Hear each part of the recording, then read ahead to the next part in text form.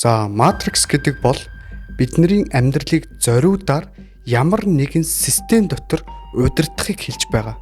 Бид нар өөрсдийгөө амьдралдаа ямар нэгэн сонголтыг хийж байна, шийдвэр гаргаж байна. Бидний сайхан амьдрах, эсвэл бидний жаргалтай амьдрах, гоё амьдрах, эсвэл хэцүү зовлонтой амьдрахыг бид нар өөрөө сонгоод амьдрал цаанаасаа явагдаад байна гэж боддог. Хүмүүс хувь заяа цаанаасаа зургатсан заяа төөрөг гэрдэг. Бурхны зурсан заяа төөрөг гэдэг. Яг үнэндээ энэ 21-р зуунд Бурхны зурсан заяа төөрөг биш, систем таны амьдралыг зурж ийн гэж хэлж болно. Тэгэхээр та өөрийнхөө амьдралын замлыг өөрөө л сайхан амьдраад, өөрийнхөө сонголт шийдвэр галтар сайхан амьдраад яваад байна гэж бодож байгаа. Яг үнэндээ энэ яг таны эсрэг, таны хэрхэн амьдраад, хэрхэн үхэх, хэрхэн амжилт нүрэх бүх зүйлс чинь цаанаасаа програмтай явагдаад байгаа тухайг матрикс гэд хэдүүлээ ойлгочих болно ингээнээр. Бүгдэнд нь энэхүү өдрийн мэндийг хүргье. За өнөөдөр та бүхэндээ хүргэх сэдэв болохоор матриксын талаар ярилцах болно. Матрикс бидний амьдралд хэрхэн нөлөөлдөг, бидний амьдралыг хэрхэн манипуляцдаг, бидний сонголт, шийдвэр гаргалт, амьдралын нөөц хүчийг гаргахад хэрхэн саад болдог талаар та бүхэнтэйгээ хуваалцахад бэлэн боллоо. Тэгэхээр нөгөө талдаа хэрвээ бид матрикстайгаа бол аквариум доторх загстай адилхан гэж харж болох уу? Яг зөв. Бид нар одоо аквариум доторх загстай буюу бидний сэтгэл зүрх оюун санаан дотор боолчлол бий болцсон байгаа гэсэн үг. Бид нар тэдний хүсснийг, тэдний шаардаж байгааг бид нар нэг тийм эрх чөлөөтэй юмшигэр үйлддэг. Тэгэхээр бид нар яг одоо жишээлбэл лизинг, зээл, стресс, бухимдал, байр машины төлөө гэдэг ч байд юм. Энэ бүх зүйлсүүд өөрсдөө тэр чигтээ шууд матрикс юм аа л гэж хэлэх гээд байгаа. Бид нар тэр хайрцаг, тэр тэдний сонгож өгсөн хүрээний дотор нь л бид нар амьдрдаг гэсэн үг. За одоо тэгээд яг бид энэ матрикст байгаа гэдгээ юунаас хамгийн тод харж болох вэ? Бид нар одоо ихэнх хүмүүстэй хамаг байдгаараа хичээгээд, зүтгээд өөрийнхөө бүхий л нөөцөө ингэ шавхаад амьдралдаа ингээд одоо ажил хийгээл хөдөлмөрлөөлтэй. Тэгсэн мөртлөө өөрт нь ямар ч тийм өгөөж байхгүй. Маш олон дунд байгаа юм шиг мөртлөө дотроо ганцаарддаг те. Тэгэд өөрийнхөө хамгийн сайнараа, хамгийн чадалтайгаараа зүтгээд нэг л юм болж өгөхгүй байгаа те. Тэгэд дотроосоо нэг зүйл буруу байна гэсэн мэдрэмжтэйгээр альва зүйлд хандаж байгаа. Яг үнэндээ энэ матрикс биднэрт нөлөөлсөн байдлын тод илрэл واخгүй. Ууг нь бол тухайн хүмүүсийн сэтгэлгээг нь, потенциал нь, сэтгэл зүрхийг нь чадамжийг нь, мэдлэгийг нь харах юм бол одоо байгаа байдлаас шаал өөр төвшөнд амьдрах боломжтой байгаад байдаг. Нөөц хүч нь бүр ингээ асгараад байдаг. Тэгсэн мөртлөө нэг л хэвэн. Амьдралд ямар ч тийм өсөлт байхгүй. За материалын байдал дээр өсөлт гарлаа гэж бодоход тэрнээс ирэх тэр мэдрэмж нь нэг л тийм хүнд биш вэ? Хүсэж зорж байсан зүйлс нь биш вэ гэсэн мэдрэмжтэй үлдээд байгаа байхгүй. Тэгэхээр одоо их сонирхолтой сонсогдож байна л да. Хэрвээ бид матрикс байгаа бол хичнээн зүтгэж сэтгэл ханамжийн хувьд дүүрэхгүй байх нь байна. Тэгвэл энэ матрикс гэдэг зүйл нь биднийг нөгөө талдаа яг л боолчлоод байдаг гэж ойлгож болох уу? Энэ юу н хэдий цаг үеэс байсан юм бэ? Түүхэнд энэ ойлголт, энэ дүр зураг байсан болов өмнө.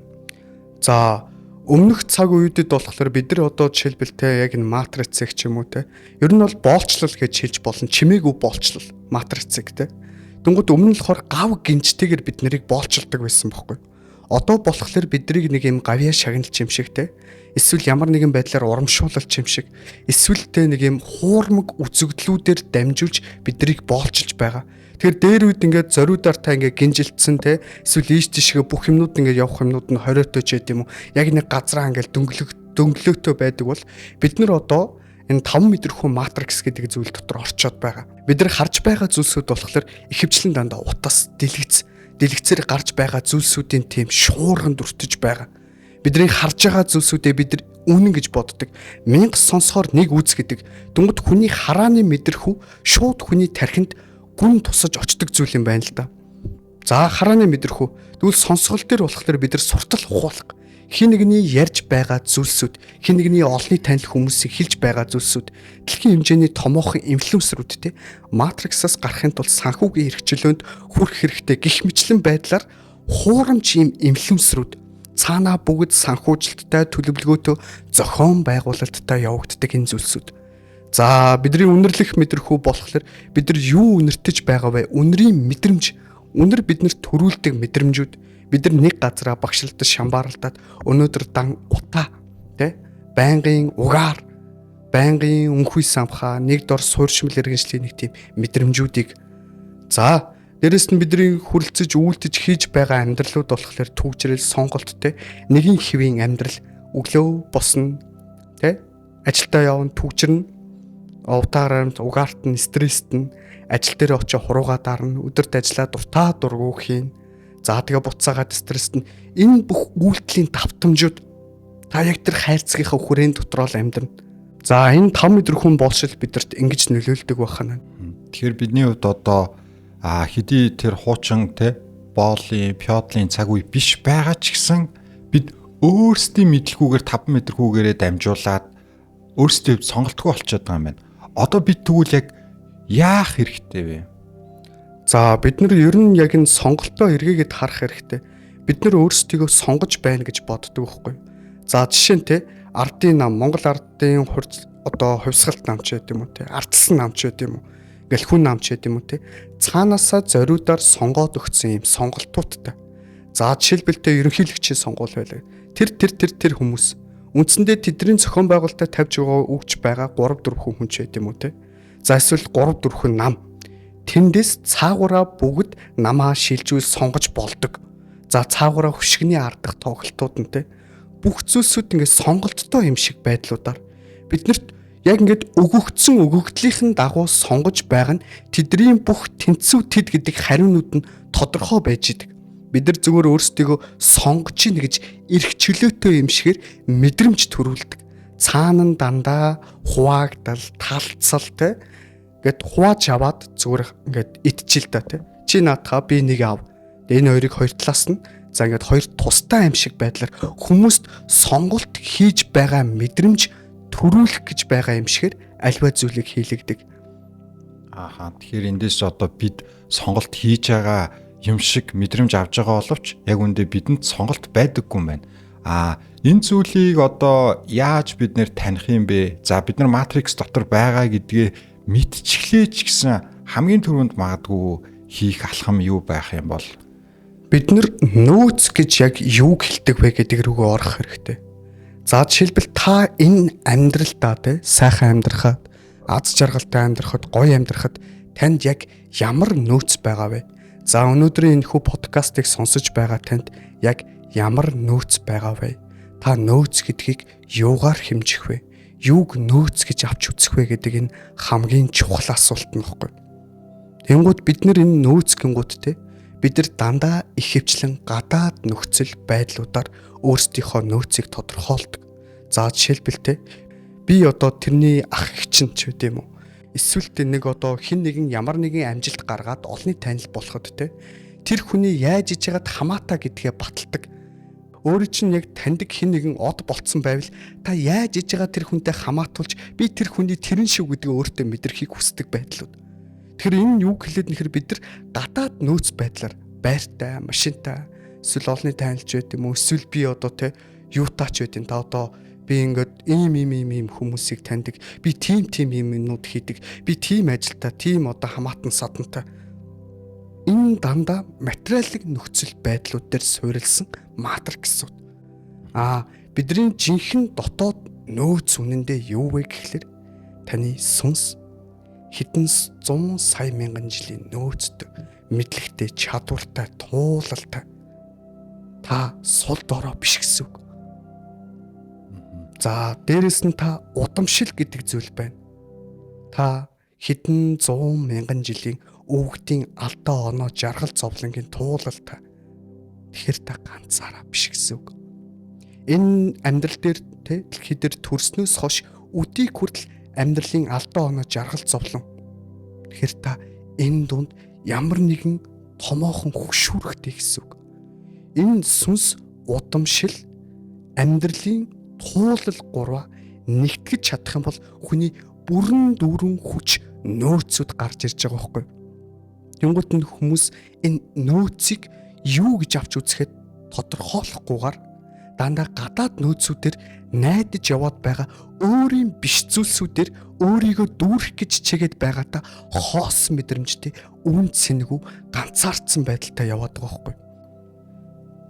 Тэгэхээр одоо өнөөдөр бид нэр магадгүй хөөнөөс таны нөөц юу вэ гэдээ асуухад сая таны хэлснээр те тэр хүнд байгаа орон гэр байр, лагерийн газар, ажил мэргэжил, магадгүй танил тал, сайн найзууд, өндөр албан тушаалтай ах トゥ саднаар хараад байх нь өөрөө яг тэр огторгон зам ёсны хүний сэтгэлийг дүүргэх мэдрэмжийг өгдөггүй. Харин та тэр өөрийн удамшил мөн таны тэр дөөрцөн сүнсний туулал мөн дотогшоогоо чиглэж чадах юм бол өнөөдөр магадгүй бидний амьдрал бол дундаж болон дундаас доош нь бол масыг эзэлж байгаа учраас өөрийгөө дүүргээд жинхэнэ нөөцөө таниад хүчрэх нэгэн бас болох боломжууд харагдаж байна.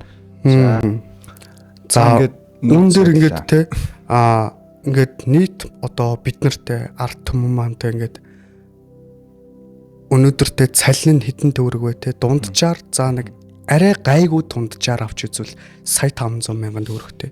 Тухайн хүний мэдлэг чадвар хичээгээд байгаа зүтгэхэд байгаа те үр хүүхдийнхаа төлөө гаргаад байгаа зүтгэл хүс хүчийг нь те нулимсыг нь үнэлэх юм бол үнэхээр хүчтэй хүмүүс байгаад байгаа. Гэхдээ та сул дорой байгаад байгаа юм биш. Таныг сул дорой байлгадаг, тэ стресстүүлдэг, бухимдуулдаг, таныг байнгын завгүй байлгадаг, анхаарал төвлөрлийг чинь хулгайлдаг тийм системийн дотор байгаад байгаа гэдгээ бид нар харж хэрэгтэй гэсэн үг. Тэгэхгүй болохоор чинь ингээд хүмүүсийг харангуут авиас бэлгэн, тэ мэдлэг чадвар ингээд ундарцсан хүмүүс зөндөө байна л да. Тэгтээ нийгэм цаг үе нөхцөл байдал систем тэр хүний яг эсрэг байдалтай. Тэгэд өөрийнхөө дотор маш их шаталттай. Ягаад гэвэл сүнснийх нь мэдрэмж нь нөөц хүч нь ингээд асгараад багтраад те өөрийнхөө мэддэг чаддаг дотоод яг хийхийг хүсэж байгаа зүйлийг хийх гээд байдаг. Тэр зүйлсүүд нь ерөөсөө гарч ирэхгүй ингээд хэцүү яваад байгаа энэ нөхцөл байдлууд. Тэгээ тэр хүний жохон зүйлсүүдийг жохон матриксаас нь гарах дээр нь ажиллах юм бол тухайн хүн үнэхээр амжилттай явж болохоор бас чадхаар байгаа байхгүй. Матриц гэдэг бол хүн өөрийнхөө 5 метр хүүг бусдад алдахыг хэлж байгаа. 5 метр хүүгээр бусдад алдна гэдэг нь таны хараа гадагшаа, сонсгол, үнэр, амт, хүрэлцэх энэ 5 метр хүүгээр дамжуулж таны тархинд ямар нэгэн зориудаар мэдээлэл суулгаад би хэн бэ гэдэг ухагтхуунуудыг чинь та өөрөө би ийм хүн гэдэг сонголттой эрхчлөөтэй юм шиг мэдрэмжийг төрүүлэхийг хэлж байгаа. Тэгэхээр яг үүндээ би өнөөдөр ийм хүн гэдэг тодорхойлтыг танаас бусад зүйлс өгдөг энэ нөхцөл байдлыг матриц гэж шууд ойлгочих болно. Тэгэхээр таны амьдралын сонголт, шийдвэр гаргалт, хэрхэн сайхан амьдрахтай, жаргалтай амьдрах эсвэл зовлонтой амьдрах дандаа бусдын гарт буюу системэнд байдгаа гэдгийг тодорхойлж байгаа зүйл. Хүн өөрийгөө матрикст амьдарч гин гэдгээ яаж анзаарч эхэлдэг вэ? Хүн өөрийнхөө матрицд амьдарч байгаагаа за өнөөдөр хүмүүс ингээд үнэхээр зүтгэж гин, хичээж гин те. Үнэхээр хөдөлмөрлж гин, өөрийнхөө сэтгэл зүрх оюун санаагаа дайчилж гин. Гэхдээ нэг л зүйл буруу байгаад байгаа мэдрэмж, худлаа байгаад байгаагаа мэдрэмж те. Хүртэх ёстойгоо хүртэхгүй байгаа мэдрэмж. Тэгэхээр өөрийг нь өөрөөс нь нууж байгаа хэлбэрүүд өөрийнхөө тэр ямар нэгэн зүйл хийгээд байгаа мөртлөө бүрэн дүүрэн мэдрэмж авахгүй. Ямар нэгэн амжилт хүсэж байгаа зорилготой хүрсэн мөртлөө нэг сайхан зүйл ингээд нэг юм байхгүй болцсон байгаа энэ мэдрэмжүүд те. Тэгээд маш олон дунд байгаа мөртлөө ганцаарддаг энэ мэдрэмжүүд. Тэгэхээр бид нар матрицд байгаа хэлбэр болохоор та өнөөдөр одоо байгаагаасаа илүү дээр, илүү амжилттай, илүү сайхан, илүү жинхэнэ өөрийнхөө юу хүсэж зорж байсан тэрэн лугаа чиглэх боломжтой байсан. Тэндээс л тэр мэдрэмжийг авах, дүүрэн мэдрэмжийг авах. Одоо их хүмүүс нэг тийм юу ч хийсэн хоосон мэдрэмжтэй байгаа байдлууд. Яг тийм те нэг амжилттай яваа мөртлөө дотроо нэг хоосон те Яг энэ мэдрэмж бол матрикс дотор байгааг илэрхийлж байгаа мэдрэмж юм уу? Илэрхийлж байгаа. За жишээ нь бидний мэддэг, сайн мэддэг матрикс гэх кинон дээр те өдөр тутам ингээл өглөө ажилдаа гараал те түүжрээл те тэгэл очиод ажил дээр очиод хуруугаа дараал захиралтайгаа ингээл ажлын орчинд ингээл нэг юм стресстэй дуртай дургу тухайн зүйлийг хийж байгаа. Тэгэл гэртээ буцаагаад түүжрээл орой нэг ингээл идэж угаал нэгэн хэвийн тогтсон юм системийн дотор амьдралтай. Энэ зүйлсүүд.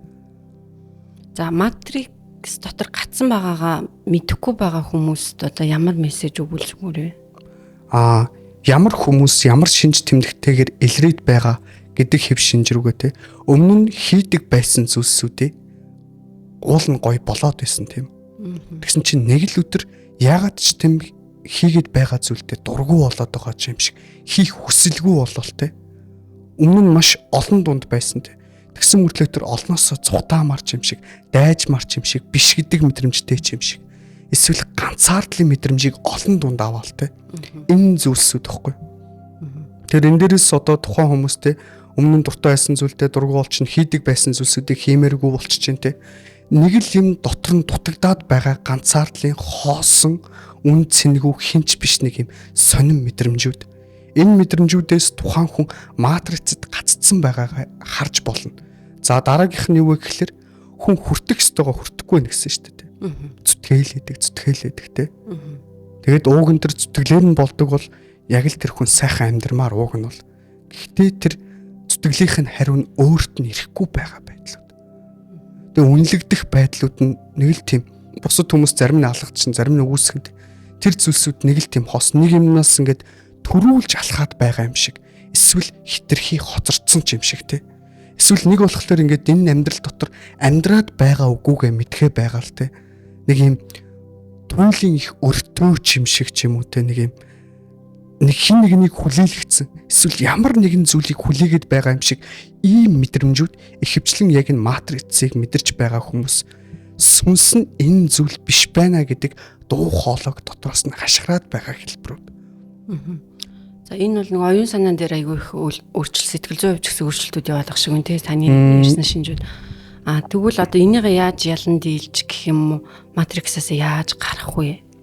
Тэгэхээр одоо өнөөдөр яг энэ бичлэгийг подкастыг сонсож байгаа хүмүүст та яг ямар нөөцтэй вэ? Таны нөөц яг юу вэ? Энэ асуултыг асуунгууд бид нар нөөцийг дандаа гадаад 5 мэдрхүүгээрээ дамжуулсан байдлаар хардаг.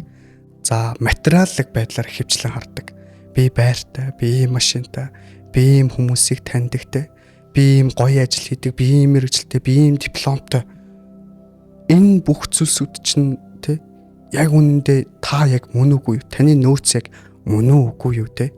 Энэ тэгэхээр гадаад байдаг зүйлсүүд таних биш хохроод унчих зүйлсүүд. Тэгэхээр жинхэнэ нөөц таны дотор байдаг. Таны хэдэн 100 сая жил амьдарч ирсэн сүнсний мэдлэг чадвар, туулал, туршлага та сул доороо биш гэсэн үг.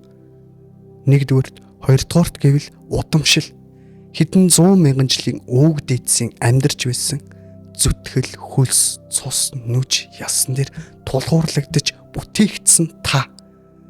Байгалийн шалгарал, амьдралын шалгарал, цаг хугацааны шалгарал тэсэд үлдсэн удам баггүй та. Монгол уствал устчих та эсвэл таны удам тасарвал тасарчих байсан. Гэхдээ та өнөөдөр энд амьд байгаа байхгүй. Тэгэхээр та ганцаараа биш гэсэн үг. За нөгөөх нь бид нар энэ амьдрал дээрээс төрхөөс ахуулаад өдий хөдөл алдаж онж жаргаж зовж ирсэн өөрийн энэ амьдралын туулал. Энэ цаг үеийн туулал тийм. Энийний суурин дээр хөшүүрэг болгосон жинхэнэ та. Энэ гурыг нэг болгожиж хүний бүрэн дүүрэн дотоод нөөц гарч ирдэм байна л да. Тэгсэн бид нар өөрсдийнхөө амьдралын нөөцийг зөвхөн энэ дэлхий дээр төрхөөс одоо хүртэл амьдсан энэ зүйлийг нөөц гэж авч үзээд тэгээд тэрэн дээрээс л би болохгүй байна, би зүтгээд ах чи миний хүсэж байгаа зүйлсүүд ирэхгүй байна гэдэг те яагаад заавал би ингэж зовоод байгаа юм бэ? Эсвэл би ийм сул доороо болов би хинч биш юм болов би мэдэхгүй юм байна, би чадахгүй юм байна. Ингээд нэг юм сонин мэдрэмжтэй хүмүүс байгаад байгаа байхгүй. Тэгэхээр энийг яг яаж нээж илрүүлж гаргаж ирэх вэ? Энэ асуултуудыг асууснаар өөрийнхөө нөөцийг шууд мэдэх боломжгүй шүү дээ. Яг үйлдэлийн шин чанартайгаар одоо яаж эхлэх ёстой гэсэн үг вэ? Тэгэхээр би гэж яг тухайн хүнийг тодорхойлоод байгаа тодорхойлтыг хэн гаргаж өгсөн бэ гэдэг асуулт. Ярианы эхэлд эхэлсэн те 5 мэдрэхүйд чинь дандаа бусдын гарт байгаа гэсэн. Өнөөдөр бид нар те харааны мэдрэхүү гэвэл те бүгд одоо энэ LED дэлгэц рүү чиглэлцсэн. Нэг бол бид нар утас руу, нэг бол компьютер руу, нэг бол те зурагт руу. Бидний эргэн тойронд дандаа үзэгдэхүүн тийм хуурмаг шинжин байдлуудаар бидний харааны төвлөрлийг шууд хулгайлж байгаа байхгүй. Мянга сонсохоор нэг үзэгдэг тийм үү? Тэгвэл нэг үзэж байгаа зүйл сонссон олон зүйлсүүдээс илүү шууд тархинд үннээр тусдаг гэсэн үг байна тий. За тэгвэл бидний хардаг зүйлсүүд дандаа тэдний харуулахыг хүссэн зүйлсүүд байдаг. Тэгэхээр олон удаа давтамжтай харсан зүйлсийг хүмүүс үнэн гэж хүлээж авдаг. Зөв гэж хүлээж авдаг. Тэрийгэ дахан дуурайдаг гэсэн үг. Өнөөдөр хамгийн анх бурууг мууг харахад эхний ээлжинд бол зүгээр ээж. Хэн нэгэн одоо шилбэл те хүчирхийлүүллээ гэдэг одоо мэдээлэл сошиалд явлаа те. Анх энийг амар сэртгэж хүлээж авна. Тэгэл тэр давтамжтай 3 4 5 тэр ийм зүйл байдаг да. Энэ болоод байгаа сүлүүд олон дахиад 10 үед давтагдаад гараад ирж шít. Энэ нийгмийн хувьд хэвийн үзэгдэл болчихж байгаа байхгүй. Харааны мэдрэхүүгээ бид нар үндсэндээ алдсан гэсэн. Сонсгол хэн нэгний хиймлэр гаргаж ирж байгаа суртал ухуулгууд. Дэлхийд даяар зориудаар гаргаж ирсэн инфлюенсерүүд гэж байдаг. Бид нар хуурамчаар ямар нэгэн зүйлийг итгэлтэйгээр бусдад өгдөг мессеж дамжуулагчид. Үндсэндээ системийг удирддаг хүмүүсийг даалгавраар, захиалгаар тэдний өгсөн мөнгө төргөөр дамжуулж тэр олонний танил, тэр юмнууд нь явагддаг тэр бизнесүүд байж байгаа байхгүй. Тэд нар нэг үг хэлж, тэд нар яагаад гэвэл бидний материалын байдлаар хардаг энэ хүн баян юм чинь. Гоё машинтай, гоё амьдралтай, гоё хаусанд амьдрал, гоё аялал зугаалдаг. Энэ хүн худлаа ярих боломжгүй. Бидний одоо яг энэ амьдрал дээр бохот те ланд 300-аас буугаад ирсэн хүнийг цаанаал нэг сонсомоор юм шиг гэл бид нар сошиал дээр ингээл те нарийн болгоод ярьдаг. Энэ үнэн бохгүй. Тэр тэднэрээр дамжуулж бидний сонсголыг за жишээ те матриксаас гарахын тулд яах вэ гэдэг тэдний бас матриксыг ярьж байна л да. Санхүүгийн эрхчлөөнд хүргэж байгаа байхгүй. Матриксын цаадах илүү гүний матрикс санхүүгийн эрхчлөөг сурчлах байдаг. Тэгээ санхүүгийн эрхчлөөнд хүрэхийн тулд тухайн хүмүүс шунал, худал, хуурмагтай ингээл дандаа юм сүнсний жинхэнэ мөн чанараас эсрэг зүйлсүүдийг хийж эхэлдэг. Тэгээ би мэддэг, би чаддаг, би мундаг те. Би бусдаас илүү, би бусдаас онцгой гэдэг тархины эго ажиллах тусам тухайн хүн сүнсэн доторх, өөрийн өрцөн доторх үннээсээ дандаа холдож идэг. Тэгээ энэ одоо жишээлбэл сонсголын мэдрэхүүгээ бид нар ингээд алдчихж байгаа. Амтлах мэдрэхүү. KFC, McDonald's тэ одоо юу гэдэг маш олон энэ одоо хиймэл амтны мэдрэхүү таашаалууд. Хүн амтлах мэдрэмжээрээ хамгийн түрүүлж таашаалыг мэдэрдэг юм байна л да. Тэгэхээр тэр таашаалууд биднэрт орж ирж байгаа. Тэр амтлах мэдрэхүүгээ алдсан тэр гол зүйл. Таашаалыг хөөгд байгаа хүмүүс жинхэнэ амар амгалан мөн чанараас дахиад дандаа холдож идэг байхгүй. Бидний хүрлцэх байдлууд нэгэн хэвийн амьдралын хэм маягууд чи тэгээд за чи те сургуульд өгсөн, их сургуульд орно, дипломтой болно, мэрэгжил эзэмшин ажил хийн цалиа авна. Тэгээд чи одоо те нийгэм даатгал төлнө хизээ нэг өдөр чи тэтгэр аавна. Бидний бүх потенциалтай цаг үед ингээд дуусчихж байгаа байхгүй. Гэх мэтлэн байдлаар энэ 5 мэдрэхүүг дандаа гатгшаага чиглүүл өөрлөн чиглүүлж огт болохгүй. Тэгвэл тэр хүн үннийг мэдчих гэдэг. Үннийг мэдүүлж өрөөсө болохгүй гэсэн үг. Тэр үннээс дандаа төвлөрлийг, анхаарлыг дандаа өөрөөс нь бусад зүйл рүү чиглүүлж байх тусмал бидний сэтгэл зүрх дотор айдас, түгшүүр, санаа зовнил, ганцаардал, тархин дотор дандаа түн бөмбөн гадны мэдээллүүд юм хиймэл мэдээллүүд, түгшүүрүүд ингээ санаа зовнил, стрессүүд ийм байж байвал тухайн хүн өөрийнхөө нөөц рүү орох боломжгүй болж байгаа байхгүй. Хүн өдөрт одоо 40-с 60 мянган 70 мянган бодлуудыг бодож ийн гэж ярьж байгаа. Үнэн дээр бодод байгаа юм биш. Тэр мэдээллийг тасралтгүй бөмбөгдөөд байгаа хэлбэр байхгүй. Бидний яг энэ 5 мэдрэхүүгээр дамжуулаад. Тэгээ хизээ нэг өдөр бид нар ой санамжаа мартлаа. Тэгсэн чинь би гэдэг ухагт шууд арилж байгаа байхгүй ойлгож чинь. Тэгэхээр таныг юу тодорхойлдог вэ гэдэг асуулт дахиад маш чухал байгааз. Тийм ээ. Тэгэхээр бидний нэрийг аав ээж минь мэдээж өгнө. Бидний өнөөдөртэй суур хүмүүжил дандаа гаднаас Тэгээ одоо Монголын боловсролын систем энэ дандаа гаднаас Кембрижийн тийм гадны тийм. Өнөөдөр сурах бичгүүдэд юу орж байгааг манайхаа харж байгаа шүү дээ. Аимшигтай юмсууд орж байгаа. Тэгэхээр багаас нь ахуулаад чи мэдэхгүй, чи чадахгүй тэ бусад хүмүүст л байгаа гэдэг хүний анхдагч нөөцийг тань мэдэх хэрмэлзлийг тэ өөрийгөө тэр хүүхдийн нэг баг байхад ингээ бүх зүйлийг сониучих нь тань мэдэх хэрмэлзэл байдаг шүү дээ. Тэрийг нь өөрлөө нь биш бусад руу чиглүүлэх тусмаа тухайн хүүхдийн потенциал түрүүний яриад байсан сүнс удамшил гэдэг хоёр гол хүчин зүйл нь автагдчихад байгаа байхгүй. Одоо яг нэг 5 метр хүн боолчлал гэж яриад идэг. Яг тэр зүйлд бүгдөө авчичаад л байгаа. Тэр мэдэхгүй л байгаа юм байна л да тий. Энэ сүнс удамшил гэдэг зүйл рүүгээ тэгээ одоо гол нь яаж орох вэ? За сүнс удамшил гэдэг рүүгээ орохын тулд бид нэр түрүүний яриад байгаа энэ тархины матриксаас чөлөөлөгдөх шаардлагатай. Өнөөдөр тэ одоо жишээлбэл сүүлийн үед сүнсний сэрэлттэй, бясалгал, гэгэрэлтэй, тэнгэр үзэл, бөө мөргөлгөл маш олон зүйлсүүд илэрж байна.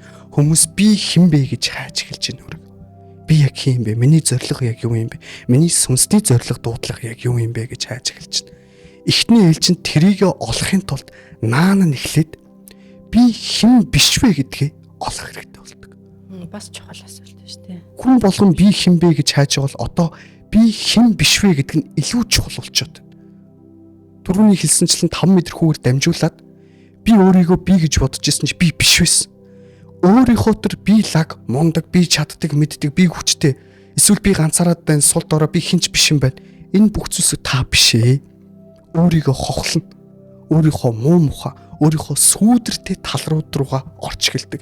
Бидний сайн мэддэг Matrix гэх кинонд дэр эхлээд яг тэр одоо Matrix-аас гараад яг тэр жинхэнэ ертөнцөд тэр машины ертөнцөөс гардаа шүү дээ. Тэнд тийм хүсэд байсан амьдрал байгаагүй. Тэр зовлонтой, тэр хэцүү те. Энэ нөхцөл байдал юу гэхээр сүнсний сэрэлтэн чиглэл тийм хүсээд, тийм гоё сайхан зүйл биш. Гэхдээ бусдын ирэхээр жаргахаар өөрийн ирэхээр зов гэж байгаа байхгүй. Тэнд өөрийн сонголтоор, өөрийн шийдвэрээр, өөрийн мэдрэмжээр бүх зүйлд хандах боломжтой болж байгаа. Цаанаас нь зориудаар тавьж өгсөн зүйлсүүд биш гэсэн. Тэгэхээр биднийг бүр багаас нь хинч биш, ганцаардл нээлттэй биш, аимхаа, түгшүүртэй, өөрийгөө бусдад батлах хүсэл эрмэлзэлтэй нийгмийн өрсөлдөөн дунд дандаа явуулдаг. Тэ онц авах, дүнгээр өрсөлдүүлдэг байдалтай. Ингээл жигсаадаг байдлуудтай. Энэ дандаа зориудаар уралдуулах чи тэ хичээх хэрэгтэй, чи зүтгэх хэрэгтэй. Үндсэндээ явж сайн болоод байгаа байхгүй. Тэгэхээр бид нар өөрийн бие гэж авч үзээд байгаа зүйлсүүдээ ховхол бүгдийг мэддэг зүйлсүүдээ орх. Тэр таних биш. Энэ мэддэг зүйлсүүд хэцүү мэдрэмжүүд чинь бас та биш. Тэгээ юуг бие гэж авч үзэх юм бэ гэдэг тэр их үүсвэрлэгээ очих хүртлээр өөрийгөө ховхлох шаардлагатай болдог. Тэр үед маш их хүнд хэцүү бэрхшээлтэй цаг үеүүдтэй туулгардаг. Тэрнээс одоо сүнсний сэрэлт таны мундгийг батлах гэж оршдог зүйл биш. Та мундаг биш, зүгээр та өөрийнхөө тэ дахин давтагдчихгүй хувилбар шүү. Бүх зүйл өөрийн гэсэн дахин давтагдчихгүй шүү. Тэ? Та өөртөө л онцгой шүү, бусдад биш шүү гэдгийг л уг нь ойлгох зүйл л дээ уг. Түрүүн та нэг ярилцлагын дундаа нэг системийн эзэд одоо үнийг удирддаг хүмүүс гэж яриадсан. Тэд нар юу н яах гээд бид нарыг ингэж боолчлоод ингээд яг дотоод нөөц боломжоо мэдрхийг хориглоод ингээд тэрийг мэдрүүлэхгүйгээ байлгаад идэм бэ. Яг ямар учраас тэгдэм бэ? Биднийг удирдах зорилготой. Удирдснаар яах гэж байгаа вэ? Удирдснаар одоо жишээлбэл хин нэг нь та одоо жишээлбэл те таны хүссэн зорьсон болгоны чинь бусад хүмүүс биелүүлээл та ерөнхийдөө тэгсгэл ноён нуруу байгаад байж ивэл гоё үстэй те. Амар юм Тэ да. тэгэхээр бүх зүйлсийг удирдах байгаа би удирдагч, би эзэн нь, би эдрийн хаан болно, би эдрийн эзэн гэдэг мэдрэмжийг авах туйлын хүсэл араатанлаг шинжтэр дандаа байдаг байхгүй. Би эзэн. Тэгээ бүх зүйл миний хар явагдана ч байт юм уу те. Яг ийм эзэрхийлэх хүслүүд байхгүй. Одоо сүүлийн үед нарцисст гэж яриад байгаа. Тэрийг бүр том хувилбараар нь дэлхий дээр хийдэг энэ хүмүүс. За энийг бүр цаашлуулъя л да зөвхөн хүмүүсийг удирдах байгаа тухай биш. Сүүлийн үед сүнсний сэрэлтгэл маш олон тэ чанелинг хийж байгаа. Дээд оршихуй ертөнцид доод гараг иргэсэн сүнснүүдтэй холбогдож байгаа тухай яригдчихээн л да. Энэ дээр юу вэ гэхээр үндсэндээ сүнсний боолчлын тухай гэдэг зүйл одоо гарч ирнэ. Бид нар зөвхөн анхаарал төвлөрөл 5 метр хүүгээ алдчихад байгаа юм биш. бид нар өөрсдийнхөө сүнсийг боолчлуулж чадгаа. Сүүлийн үед маш олон юм дээд сүнснүүд дэлхий дээр ирж байна л да. Хэд хэдэн шалтгаан байна л да. Энэ дээр хамгийн голлох шалтгаан нь юу вэ гэхлээр од гариг ертөнцүүдээс сүнснүүд дэлхий рүү ямар нэгэн зорилготой ирж байна. Гэхдээ дэлхий дээр ирэх төдийдөө тэд нар өөрсдийнхөө зорилгыг мартчихна. Жинхэнэ хэм бэ? Ямар мөн чанараар, ямар зорилгоор, юуны төлөө, ямар шалтгаанаар ирсэн тэр үндсэн зүйлсүүд нь байхгүй болоод зүгээр л атааждөө, шунал, эд материал таашаал энэ зүйлсүүдийн хойноос хөөцөлдүүлдэг систем дотор нөгөө сүнслүүд нь буцаад өөрсдийнхөө гариг оршинл руугаа буцаж чадхаа байсан. Тэгэхээр арай өндөр түвшний тэр боочлолд орхооргүй хэмжээний дээд сүнснүүдэрч буцаагаад нөгөө сүнснүүдэд татан авалт хийх гэдэг нэг гэж одоо хэлж болно те. Тэгэхгүй болохоор сүнснүүд маань өөрсдийн тэр нэг гол зүйлийг мартчихад байгаа хэлбэрүүд. Тэрийг одоо сануулах гэж л ирээ. Тэрийг нь сануулах гэж тэр дээд сүнснүүд ирж байгаа. Одоо ингээд хүн төрөлхтөө энэ матрикста гатсан чигээрээ явбал бидний ирээдүй ямар болов? Гатсан чигээрээ явах юм бол бидний оршин тогтнол гэдэг зүйл, бидний амар амгалан гэдэг зүйл. Бид нар дээрээс нь дандаа тонн, дээрэнд нь хулгаална, хутлаа ярина тааш олхино, би илүү гэж сайрхан өнөөдөр тэгээд хүн гэдэг ухагтхан ялгагдхаа болно. Техник, технологи гэдэг зүйл хөгжихийн хэрээр бид нартэй хэтэрхий таашаал материалын зүйл рүү хандахын хэрээр дэлхийд бүх хүнийг машинтай байлгах, байртай байлгах нөөц байхгүй байхгүй. Бид нар дараагийн дахиад нэг дэлхийг гаргаад ирсэн ч тэр нөөц хүрэлцэхгүй. Энэний судалгаа байдаг л та тодорхой хэмжээнд. Би одоо яг тэр тоог нь бол мэдэхгүй байна. Эцсийн дүндээ тэгэхээр бид нар оршин тогтнолуудаа устгана. Бид нар бие бинийгээ барьж иддэг болно. Бид нар юу зөв, юу бурууг ялгаж чадхаа болно. Гэт бүх зүйлсүүд бид нар хоорондоо гэртээ байхдаа амьд хүнтэй байгаа гэдэг мэдрэмжээ авч чадхаа болно. Өөрийгөө амьд гэдгээ мэдрэхээ болно. Бид нар ямар нэгэн юм симуляцтай виртуал ертөнцид амьдардаг болох гэдэг. Яг л Matrix кинон дээр гардаг шиг тийм ертөнц одоо бүтээгдэж байна. Тэгэхээр одоо энийг сонсоод байгаа нэг Matrix чинь кино биш яг бодит амьдрал юм шүү. Тэр нь тодорхой хэмжээний зөвгнөлт кино. Тэрэн дээр бас их нарийнаар тэр юмсуудыг гаргасан далд мессежүүд ихтэй л дээ. Би нөгөө хүмүүсийн сайн мэддэг зүүрлсэн тархинд нь байдаг Matrix гэх киногоор төлөөлүүлж яриад байна л да. Ер нь бол одоо таны ярьсан зүйлүүдээс ингээ харахад яг энэ нийгэм тогтолцоо, энэ цаг үе бүх зүйлийн эсрэг л явж иж Matrix-аас гарах гэдэг шүү дээ, тий. Тэгэхээр тэр зориг хүн болгонд байж чадах уу? Тэгээд маш их нөгөө ганцаардл гээ та нэг зовлон ингээ харах үеийг туулдаг гэдгсэн. Тэгээд тэнд ганцаараа яг 5 дийлж чадах юм болов уу? Тэгээд ийм Matrix-аас гарсан сүнсний сэрэлт хийсэн ийм зөв замлуугаар орж байгаа хүмүүсээ яаж болох вэ? Үндсэндээ болохоор яг тэр сүнсний одоо замнал туулал гэдэг дээр сүнсний зорилгоороо төрдөг, гэрээлэр төрдөг сүнснүүд гэж байна л да. Сүнсний гэрээлэр төрдөг. Тэд нар энэ амьдралын ямар нэгэн хүнд хэцүү, буруу, муу, худлаа зүйлсүүдийг шийдэх гэж сонгож ирдэг хүчрхэг сүнснүүд байдаг. Тэднэрт яг энэ аз жаргал ч юм уу, таашаал ч юм уу, бие амгалан тайван байх гэдэг зүйл үндсэндээ хамаагүй. Тэд нар ямар нэгэн байдлаар дэлхий дээр зоригтойгоор их хвчлэн тэр зовлонгийг сонгож төрөөд байгаа гол шалтгаан нь тэнд сэрэлт нь явагддаг дандаа. Өвдөл төс тухайн би хэм бэ? Би нэг шийдэх гээд байгаа штэ. Ихэнх тэр зовлонгийн мэдрэмжүүдийн цаана хүний нөөц дуустдаг. Гадаад нөөцөд дуустдаг. Би мундаг, би чаддаг, би лаг, би хүчтэй, би болоод байна гэсэн чинь амьдрал нь нурна. Ихэнх одоо сүнсний сэрэлт ч юм уу, гэгэрэл ч юм уу, энэний наан дандаа тэр сүүдэрт хар бараан одоо энийг болохоор одоо сүнсний сэрэлтийн харанхуй шин гэж яриад байгаа. Гэрлийн сүүдрийн цаг үеуд яг тэр өөрийнхөө жинхэнэ гэрэл рүүгээ орохын ан ирдэг мөчлгүүд байхгүй бид нар. Тэгээ энэ дээрээс тухайн хүний тэр дотоод нөөц гээд байгаа гадна зүйлсүүд нь хохорох үйл явцуд. Өвдөлт мэдэрнэ, ганцаардлыг мэдэрнэ, шантралыг мэдэрнэ, бууж өгөлтийг мэдэрнэ бүх зүйл хэцүү санагдаад амиа хорлмоор байгаа энэ мэдрэмжүүд. Энэ мэдрэмжүүдийн цаана бүх нөөц нь дуусгаж сүнсэн дотроос нь гээд нэг юм хэцүү мэдрэмж төрдөг ш. Тэр үед сүнсэн дотроос нь одоо хоёулаа хүчээ нэгдэх хамтраа. Би ч хамт туслая гэдэг дуу хоолойны энэ мэдрэмж нь сүнсний энэ мэдрэмж нь бидэр тийм ганцаардл юм шигээр хоосрлын юм шиг мэдрэмжүүдээр ирээд байгаа байхгүй. Тэр үед бид нар дотоод нөөцүүд ил гарч ирэх боломжууд гарч ирдэг. Бууд тулгуулсан юм шиг нөхцөл байдлууд гэсэн үг. Гарцаагүй нөхцөл байдалд ихэвчлэн орох үед сүнсний сэрэлтүүд эхлэдэг байгаа байхгүй. Тэр үед өөрийнх нь удамшлан ингээд дотроос нь ингээд судсан те. Ингээд ясан доторх чөмөг нь ингээд угсж байгаа мэдрэмжүүд. Тэ энэ дотор ямар нэгэн зүйл хашиграад юу болоод байгааг ойлгохгүй байгаа энэ мэдрэмжүүд байхгүй. Энэ сүнсний сэрэлт. Тэгээ одоо яг яаж нэгдэж нөгөө биеэрээ үлдэх үү маш хэцүү санагдаад байна л да яг ингээд төсөөлөд үзэхэр. Тэрийг. Тэгэхээр эхлээд бид нар энэ зовлонг юу гэж авч үзээд байгаа юм бэ гэдгээ эхлээд харж ах хэрэгтэй. Тэгээ өнөөдөр ихэнх хүмүүс асуудлыг зовлон гэж хүлээж авдаг.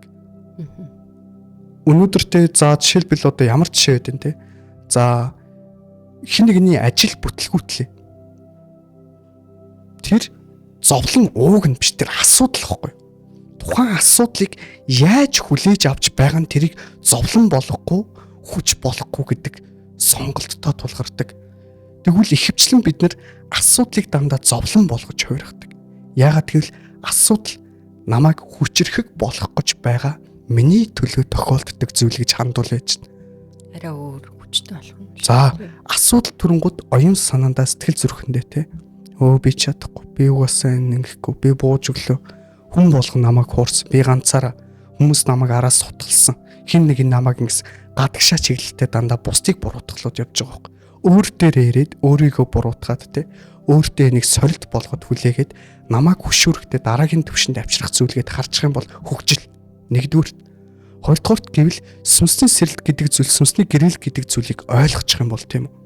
Түрүүн хэлсэнчлэн энэ асуудал зовлонг шийдэх гэж би төрсөн гэсэн тийм үү? Тэгвэл тэнд тавтагдаад байгаа асуудлууд зовлонгууд эсвэл маш хүн дээр мэдрэгдээд байгаа асуудал зовлонгууд тэнд та байгаа гэж л гээд байгаа байхгүй. Нөгөө сүнсний гэрээлээр би ингэж амьдрнаа гэдэг зураглалууд хүмүүс одоо жишээлбэл яг энэ сүнсний гэрээлийн зураглалыг те гэт нэг юм бурхны зурсан заяа төрөг цаанаасаа ингэж амьдарч байгаа хувь заяа маяа гэж ярьдаг. Тэгвэл хувь заяагаа те цаанаасаа зурсан заяа төргийг өөрсдөө зурдаг тэр сүнснүүд гэж байгаад байгаа байхгүй. Тэд нар төрхөөс өмнө бусад ижил цагууд төрөж байгаа сүнснүүдтэй.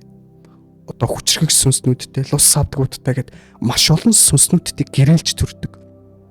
Тэгээд тодорхой хэмжээний учрал тохиолдолтой. Энэ дэр бидний нөгөө нэг ихэр сүнс, ихэр дүнэлтэй, сөүлмэт гэдэг утгууд гарч ирдэг. Энээсээ хамаарат сүнсний зорилго нэгтэй хамтарсан гэрээлээрээ зурсан хүмүүстэйгээ бие бинийгээ олж таньж нэгдэх энэ үйл явцуд. Тэгэхээр зовлонг эн чинь яг зовлон юм уу асуудал юм уу гэдгийг ойлгож.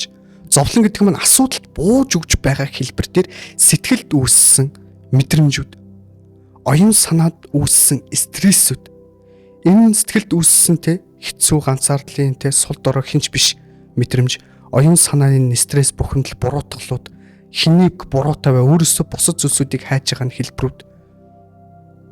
Энэ зүйлсүүд өөрөөс нь өөрийг нь дандаа түлхдэг зүйлсүүд байгаа. Одоо тэгээд Matrix дээр байгаа хүмүүс, Matrix-аас гарсан хүмүүсээ амар нөгөө нэг гарсныхын ард нэг шал буруу сонголт хийлээ гэл ялангуяа ойр тойрных нь тий тиймэрхүү хандлагууд маш их байт юм ш. Тэгэнгүүт нөгөө ганцаарч исэн хүн чинь буцаад сэтгэлээр унаад ч юм уу амархан буцаад дахиад Matrix руу орох тохиолдлууд яг их байгаа юм л. Яг нөгөө тодорхой хүмүүс яг таны шатыг туулаад заяа гараа явж итэл нэг тэр шатан дээр очиад ихэнх нь бүдрээд байгаа юм шиг тий. Тэгээ тэр шатыг яаж даван тоолох вэ? Бид нар болохоор өөртөөгөө уулзаж байгаа үйл явц бол тий чихнээс уулзаж байгаа үйл явц бол дахиж ганцаардлыг мэдрэх боломжгүй болгож хуургадаг зүйл. Бүрэн дүүрэн гэдэг мэдрэмжийг ууг нь өгдөг байхгүй. Өөртөөгөө чихнээс уулзаж чинь буцаа тийм хэмжээр солигдох юм. Нөгөө жинхэнэ сүнснийхээ хийх гээд ирсэн зорилгоо, хийх гээд ирсэн зүйлсийг хийгээд эхлэнгүүт тэндээс тэр дүүрэн мэдрэмжийг авдаг. Сүнсэн сэрчингүүт нөгөө өмнө тархиараа сонгоод хийгээд байсан зүйлсүүд нь мэдрэмжийг авахаа болоод, дүүрхээ болоод. Зөвхөн сүнс нь юу хийх гээд байгаа тэр зүйлийг хийнгууд хин юугч хэлж байсан. Хамаагүй тэр зүйл. Тэрэнд цалин мөнгө төгрөг, тэрэнд таашаал, тэрэнд аз жаргал те амар тайван байдал хамаагүй болчихно. Тэнд ганцаардл хамаагүй болчихно. Тэр зүйлийг хийж ил байвал тэр дүүр мэдрэмжийг авдаг. Тэр яг хийх зүйлийг хийх хүртэл тэр мэдрэмж нь өөрт нь хамт байгаа л байна. Ихэнх хүмүүс энэ мэдрэмжүүдээсээ цухтааж, эсвэл орлуулж, эсвэл энэ мэдрэмжтэйгээ тэмцэж, энэ мэдрэмжийн шалтгааныг ойлгохгүй гэсэн. Гэтэл тэр мэдрэмжтэйгээ бүр нүүр тулаад ажиллах хэлэх нь шүү дээ. Тэгэхээр түрүүний өөрөө чи асуусанчлан эргэн тойрны хүмүүс нь өөрийг нь үгүйсгдэг те. Өөрийг нь буруутгадаг. Учир нь нийгмийн тогтсон яг энэ матрикс гэдэг системээс эсрэг явгууд өөрөө энэ матриксын тогтоодсон системийн одоо вирус нь болоо хувирч чаддаг байхгүй. Тэгэхээр байнгын тэр нэг тийм аюултай нөхцөл байдалтай дайралтуудаа мэдээж тулгарна. Жинхэнэ сүнсний сэлд хийцэн хүмүүс тэр дайралтуудад нөлөөлөгдөхөө байдаг. Нёг энтхэн гараа ингээл сумнуудыг зогсоод штэ. Тэр сумнууд нь үндсэндээ юу гэхээр тэр дайралтууд байхгүй. Нийгмийн дайралтууд, системийн дайралтууд. Тэр нь ихэвчлэн ойр тойрных нь хүмүүсээс ирдэг. Тэр буудаад байгаа системийн эзүүд ингээл хэдэн хар хувцастай хүмүүс ингээл нёроо бууддаг штэ. Тэр үндэ бид нар хамгийн ойр дотны хүмүүс байдаг. Тэгээд тэр буудаад байгаад нь гомдох шаардлагагүй болчдөг. Учир нь тэр юу болоод байгааг үндэс суурьаар нь харцсан байдаг. Харж эхэлдэг. Харж эхлэх хүртлээр бас нь зөндөө юм болдсон шүү дээ, тий.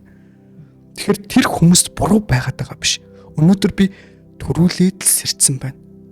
Тэд нар сэр төрүүлж одоо арай хожив сэрэх болохоос сэрэггүй байх нь тэдний буруу бас биш.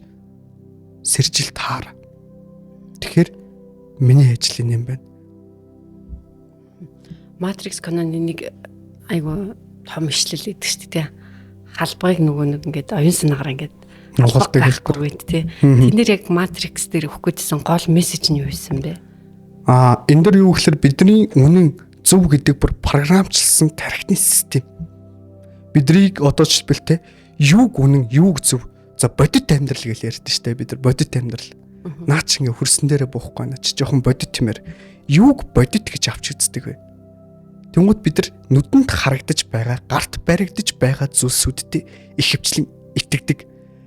Тэгсэн чинь бидний нүдэнд харагддаг зүйлсүүд их цөөх юм байна л да. Бид нар наривчлсан тэр зүйлсүүдийг долгионэгт энергийг, атомыг харж чадахгүй шүү дээ. Тэгэхээр бидний баригддаг зүйлсүүд бид нар агаарыг бариад авал та. Баригдахгүй байгааз. Гэх мэтлэн байдлаар бидрийг юу үнэн бэ, юу бодит бэ гэдэг хязгааруудыг давсан ойлголт байхгүй. Бид нар дэлхий татах хүчтэй, эсвэл хэдэн дэлхийн нэг хэдэн хуйлуудтэй тогтоосон нийгмийн мессежүүд дотор өөрсдийгөө барьж авч үзээд байгаа хэлбэрүүд та яагаад энэ биш гэж гэдэг тэр өөр өнцгүүдийг хэлж байна. Өөрийнх нь хязгаараас халсан ойлголтуудыг ярьж байгаа байхгүй. Өөрийнх нь бодит үнэн гэдэг тогтсон тэр маш гүнзгий хэдэн 100 мянган жилээр суугдсан тэр тархины дотор суулгасан системээс эсрэг зүйлийг ярьж байгаа тэр хүүхэдтэй. Өөр зүйлийг ярьж байгаа байхгүй. Тэнгүүд тэр өөрийн дотор тогтсон системээ нурааж чадах уугүй юу? Тэгвэл халбах гэж байхгүй. Тэнгүүд харахаар л халбах ажиллаж дотор те. Уян материал энэ хатуу төмөр энийг нуглана гэдэг бол хэцүү. Хараагаараа нуглана гэдэг байж боломгүй зүйлгэл. Энэ яг хөө зөвхөн матрикс кинон дэр хэтрүүлгийн хэлбэртэй уран сайхны хэлбэртэйгээр гаргаж ирж байгаа боловч энэ ч бас бодиттой зүйлсүүд байж болно гэж байгаа байхгүй. Тэр хамгийн гол өгөх гээд байгаа зүйлсүүд нь хязгаараасаа дав. Тархины үнэн гэдэг хязгаараа дав гэж байгаа байхгүй. Сэтгэж болох хязгаараасаа хал. Ийм ойлголтууд гарч ирж байгаа тэр. Гол өгөх гэжсэн мессеж юм шүү дээ. За энэ одоо матрикс яг бидний нийгэмд яг яаж нөлөөлөө явж байгаа зүгээр энгийн нэг жишээ ингээ хэлэхэд. Одоо жишээл бодит амьдрал дээр буулгаад нэг энгийн жишээ хэлж та. Жишээлбэл хин нэгэн одоо батаа ч юм уу цэцгээ гэдэг хүн те ямар нэгэн зүйл хүсэж мөрөөд зориод байна. Тэгээ тэрнийхээ төлөө үнэхээр ч хичээж ин зүтгэж ин мэдлэг нь болж ин чадвар нь болж ин те зүтгэл нь болж ин хөлс хүч нь болж ин зориулж байгаа цаг хугацаанч болж ин тэгсэн мөртлөө тэр хүсэж байгаа зүйлдээ хүрэхгүй байгаа. Ихэнх хүмүүс тийм байгаа шүү. За тэгвэл яагаад вэ гэсэн чинь бидний хүсэж байгаа зориод байгаа бүх зүйлсүүд энерги гэхгүй. энерги. Тэгсэн чинь тэр энергийн давтамж долгион гээрцэн өөр давтамж долгион дээр. Тэгсэн миний тухайн мэдээд байгаа чадаад байгаа хийгээд байгаа зүйлсүүдийн мэдрэмж нь өөр. Тэр хандах хандлага нь өөр. Тэрийг авч үзэх тархины сэтгэлгээ нь өөр. Стресстэй, бухимдалтай, гомдолтой, үдсэн ядалтай, тэ? Ийм ууртай, ийм цухалтай. Тэгэд хүсэж байгаа зориод байгаа зүйлсүүдийн долгион нь өөр өндөр түвшин. Бидний зүтгэхэд байгаа мэдрэмжүүд өөр. Энэ хоёр долгион хоорондоо огтлцохгүй байхгүй. Тэгэхээр бид нар бага наснаас авсан тэр драма, сэтгэл зүйн гэмтэл гэдэг зүйлсүүд бидний потенциалыг үгүй хийж идэг зүйлсүүд. Бидний тархинд авсан хоосон итгэл өмжил мэдээллүүд өөрөөс нь холдуулдаг тэр энэ л зөв гэдэг тэр програмууд те бидний төлөө биш зүйлсүүд байж байгаа. Ингээд зөрчилдүүд те үнэнтэй, зөвхтэй, дотор нь сүнсэн нэг өөр мэдрэмжтэй. Тархин өөр нэг мэдлэгтэй. Мэдрэмж мэдлэг хоёр хоорондоо зөрчилдөй л те. Дотоод зөрчилдөй ингэж байгаа нэг. Тэгээ энэ дотоод зөрчилдөй нь гадаад байдал дээр илэрэл. Тэгээ хүмүүс ихэвчлэн те би сайхан гоё байртай, гоё машинтай, гоё ихнэр нөхөртэй хүүхдтэй болчвол би сайхан жаргалтай болно. Сайхан амар тайван амгалан болно гэж боддог.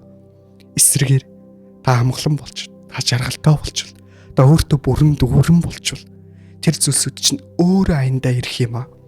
Тэгэхээр альва зүйлийг хийж байгаа мэдрэмжийг, сэтгэлгээг солих тухай байхгүй. Мэдрэмжээ солих тухай. Мэдээд идэг чадаад идэг амьдрал нэг л болчихгүй байгаа тий.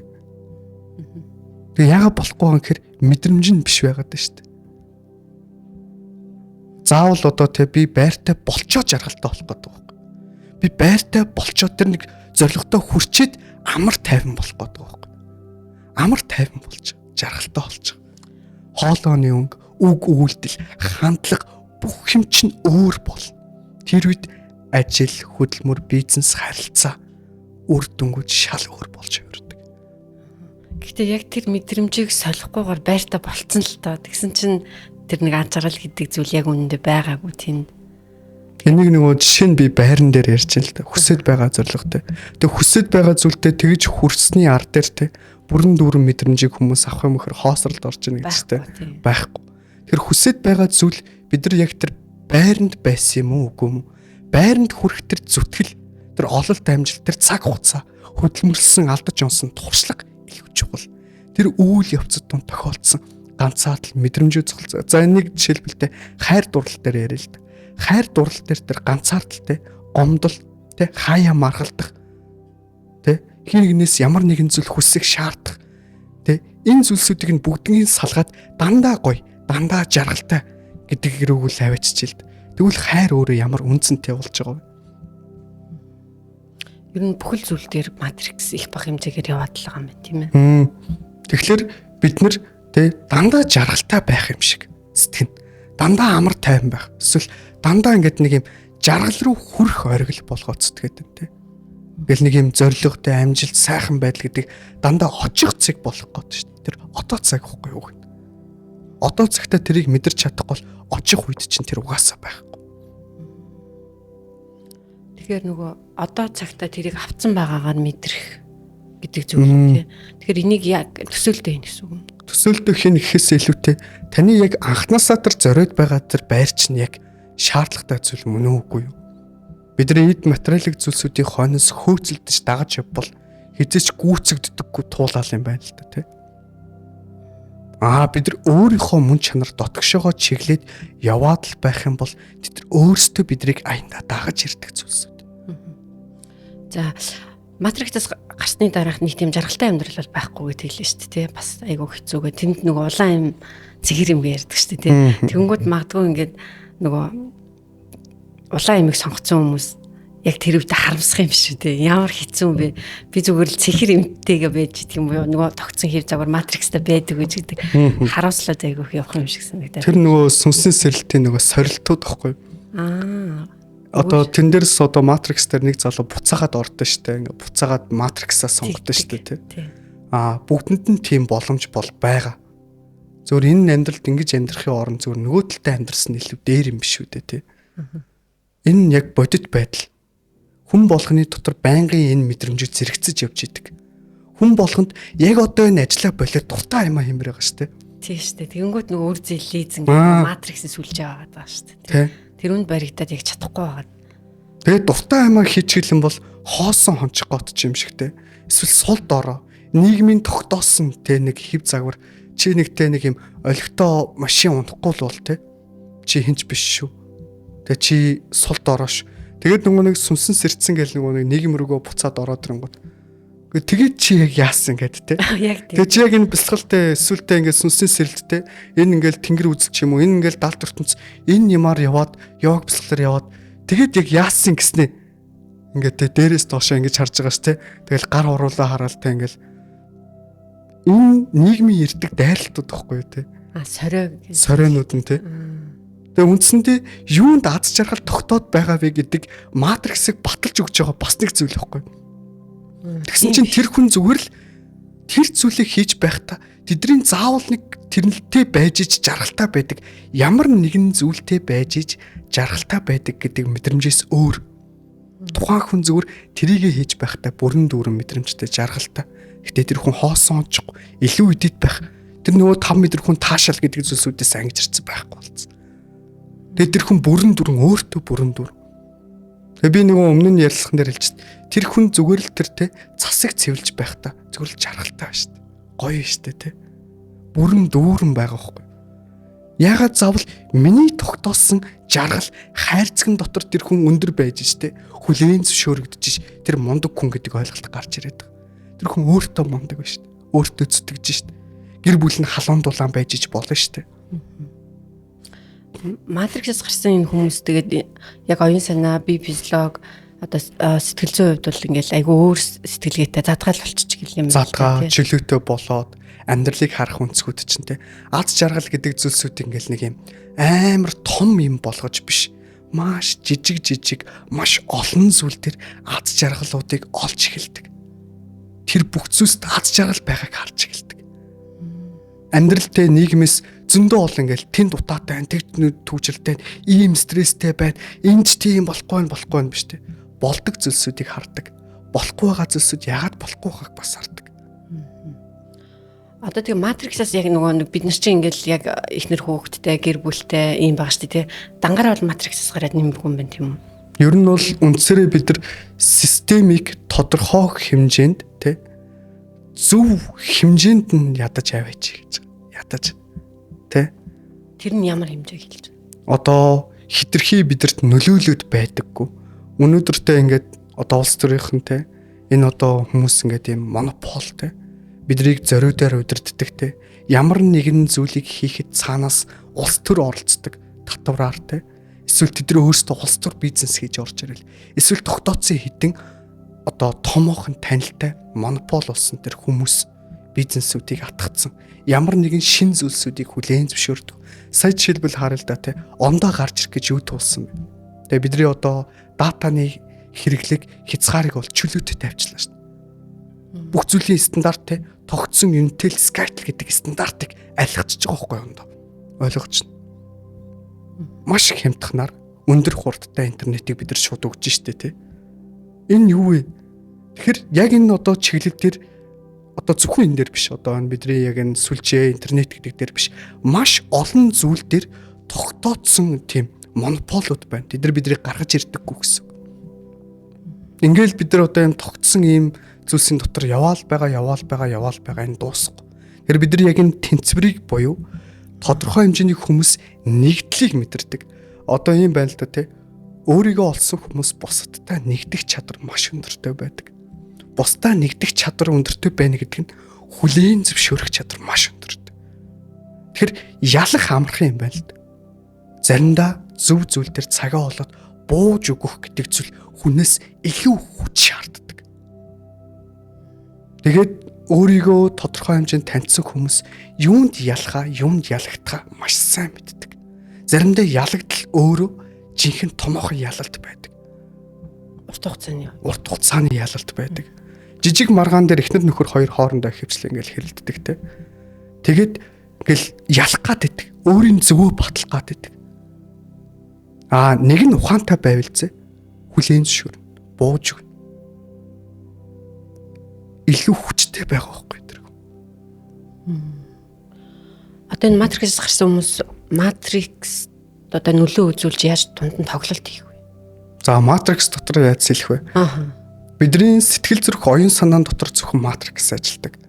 Нийгмийн систем болохоор матрикс ингээд хүмүүсийн дотор нь хийцэн байгаа гэсэн. Хүмүүсийн дотор. Угаасаа л амьдрал ийм юм шиг хүлээгээд байгаа шүү дээ. Матрикс гэж мэдэхгүй амьдраад байна шүү дээ. За тэнгууд бидний нөлөөлөл болохоор өөрсдөө матрикс гараад өөрсдөө гэрлийг дотроо бий болгох. Хүмүүн чи нар юм а, хүн чанартай. Хүмүүн чи нар юм а. Аянда та хаана байна? Тэнд гэрэл гээгээ тусаж эхэлдэг. Таны харилцаагаар, хандлагаар та зүгээр л хин нэгний хажууд байхад тэр нэг бүрэн дүүрэн мэдрэмжийг авдаг. Манайхан нэгтэй анзаардагт зарим нэг хүмүүстэй уулзгаад те зүгээр л тэр хүнтэй байгаад баймаар. Тэр хүнтэй ярилцаад л баймаар. Тэр хүнийг харахад л тийм дотор дүүрэн мэдрэмж орж ирдэг. Тийм нэг гоё хүмүүс байдаг штэ. Тийм хэцүүхэн тийм. Тэгээд нэг маш богино хугацаанд нэг амьдралд ирээд явхдаа л амьдралд нэг гоё гэрэл гээгээ тусгачаад явждаг хүмүүс байдаг. Тэгэхээр тэр хүмүүс сэрдсэн хүмүүс аяндаа нийгэмд тийм үр нөлөө гэрэл гээгийг тусгаад явчихдаг. Тэгэхээр бид нар нэг юм амар тийм гэдэг нэг юм том юм биш. Тэгэхээр түрүүн матрикс гэрэл гэсэн те хүлээн зөвшөөрөх нэгдэл гэсэн. Нэгдэл хүлээн зөвшөөрөх байдал бүрэн дүүрэн мэдрэмжийг хин нэгэнд үнэхээр тэр зүйл рүүгээ зорих гээд байхад дутагдаад байгаа тэр нэг мэдрэмжийг нь дүүргээд өгч чаддаг. Маш их гоё сонсогдож шүү те. Нэг л тийм халуун дотнтой тэр хүнтэй ажиллахад хамт байхад ч юм нэг ярихад л нэг их зөвлөгөө авах гээд байгаа даа биш те. Зөв ярихад л тэр хүн нэг зөвлөгөө ч өгдөггүй. Зөв тэр хүнтэй ярихад болцдог ч байт юм уу те нэг юм мэдрэмж дүүрэн хүмүүс байдаг те нэг юм гоё. Тэгэхээр тэр хүмүүс сэрсэн хүмүүс нэгдлийг хамтралыг те дандаа нэгдэл хамтрал бусдад сайн сайхныг өгье гэдэг тийм эрмэлзэлтэй болцсон байдаг. За таны сая ярьсан зүйлд их таалархлаа. Олон хүнд гоё дүүрэн мэдрэмж өгсөн баха. Энэ матриксаас гарна гэдэг чинь яг үндэ сүнсний сэрэлт хийгээ яваад байгаа хүмүүс чинь ихэнх нь матриксаас гарч гараад байгаа хэлбэр. Би жинхэнэ хинбэ гэдгээ мэдээд байгаа. Тэ юу болоод байгаа, юу болохгүй байгаа. Тэ энэ хоёрыг холбож ярьсан одоо ийм подкаст гэдэг юм иймэрхүү зүйл би ер нь өөрөө сонсож байгаагүй л дээ. Яг ингээд таны ярьсан өнцгөөс харсан чинь энэ хоёр чинь ерөөсөө л матриксаас гарах л өөрөө сүнсний сэрэлт. Би хинбэ яах вэ гэдгээ олох юм байна шүү дээ, тэ. Өөрийнхөө бүрэн дүүрэн хүчин чадлыг бүрэн дүүрэн нөөцөө ашиглаач л гэж хэлээд байгаа эцсийн дүнд. Яг энэ дээр хараа хүмүүс нэг удамшлын чадамж гэж байгаа шүү дээ. Гээ нөгөөглөөр ирсэн. За тэрийг бол нэг тодорхой хэмжээнд мэдчихээд тах шиг байгаа тийм.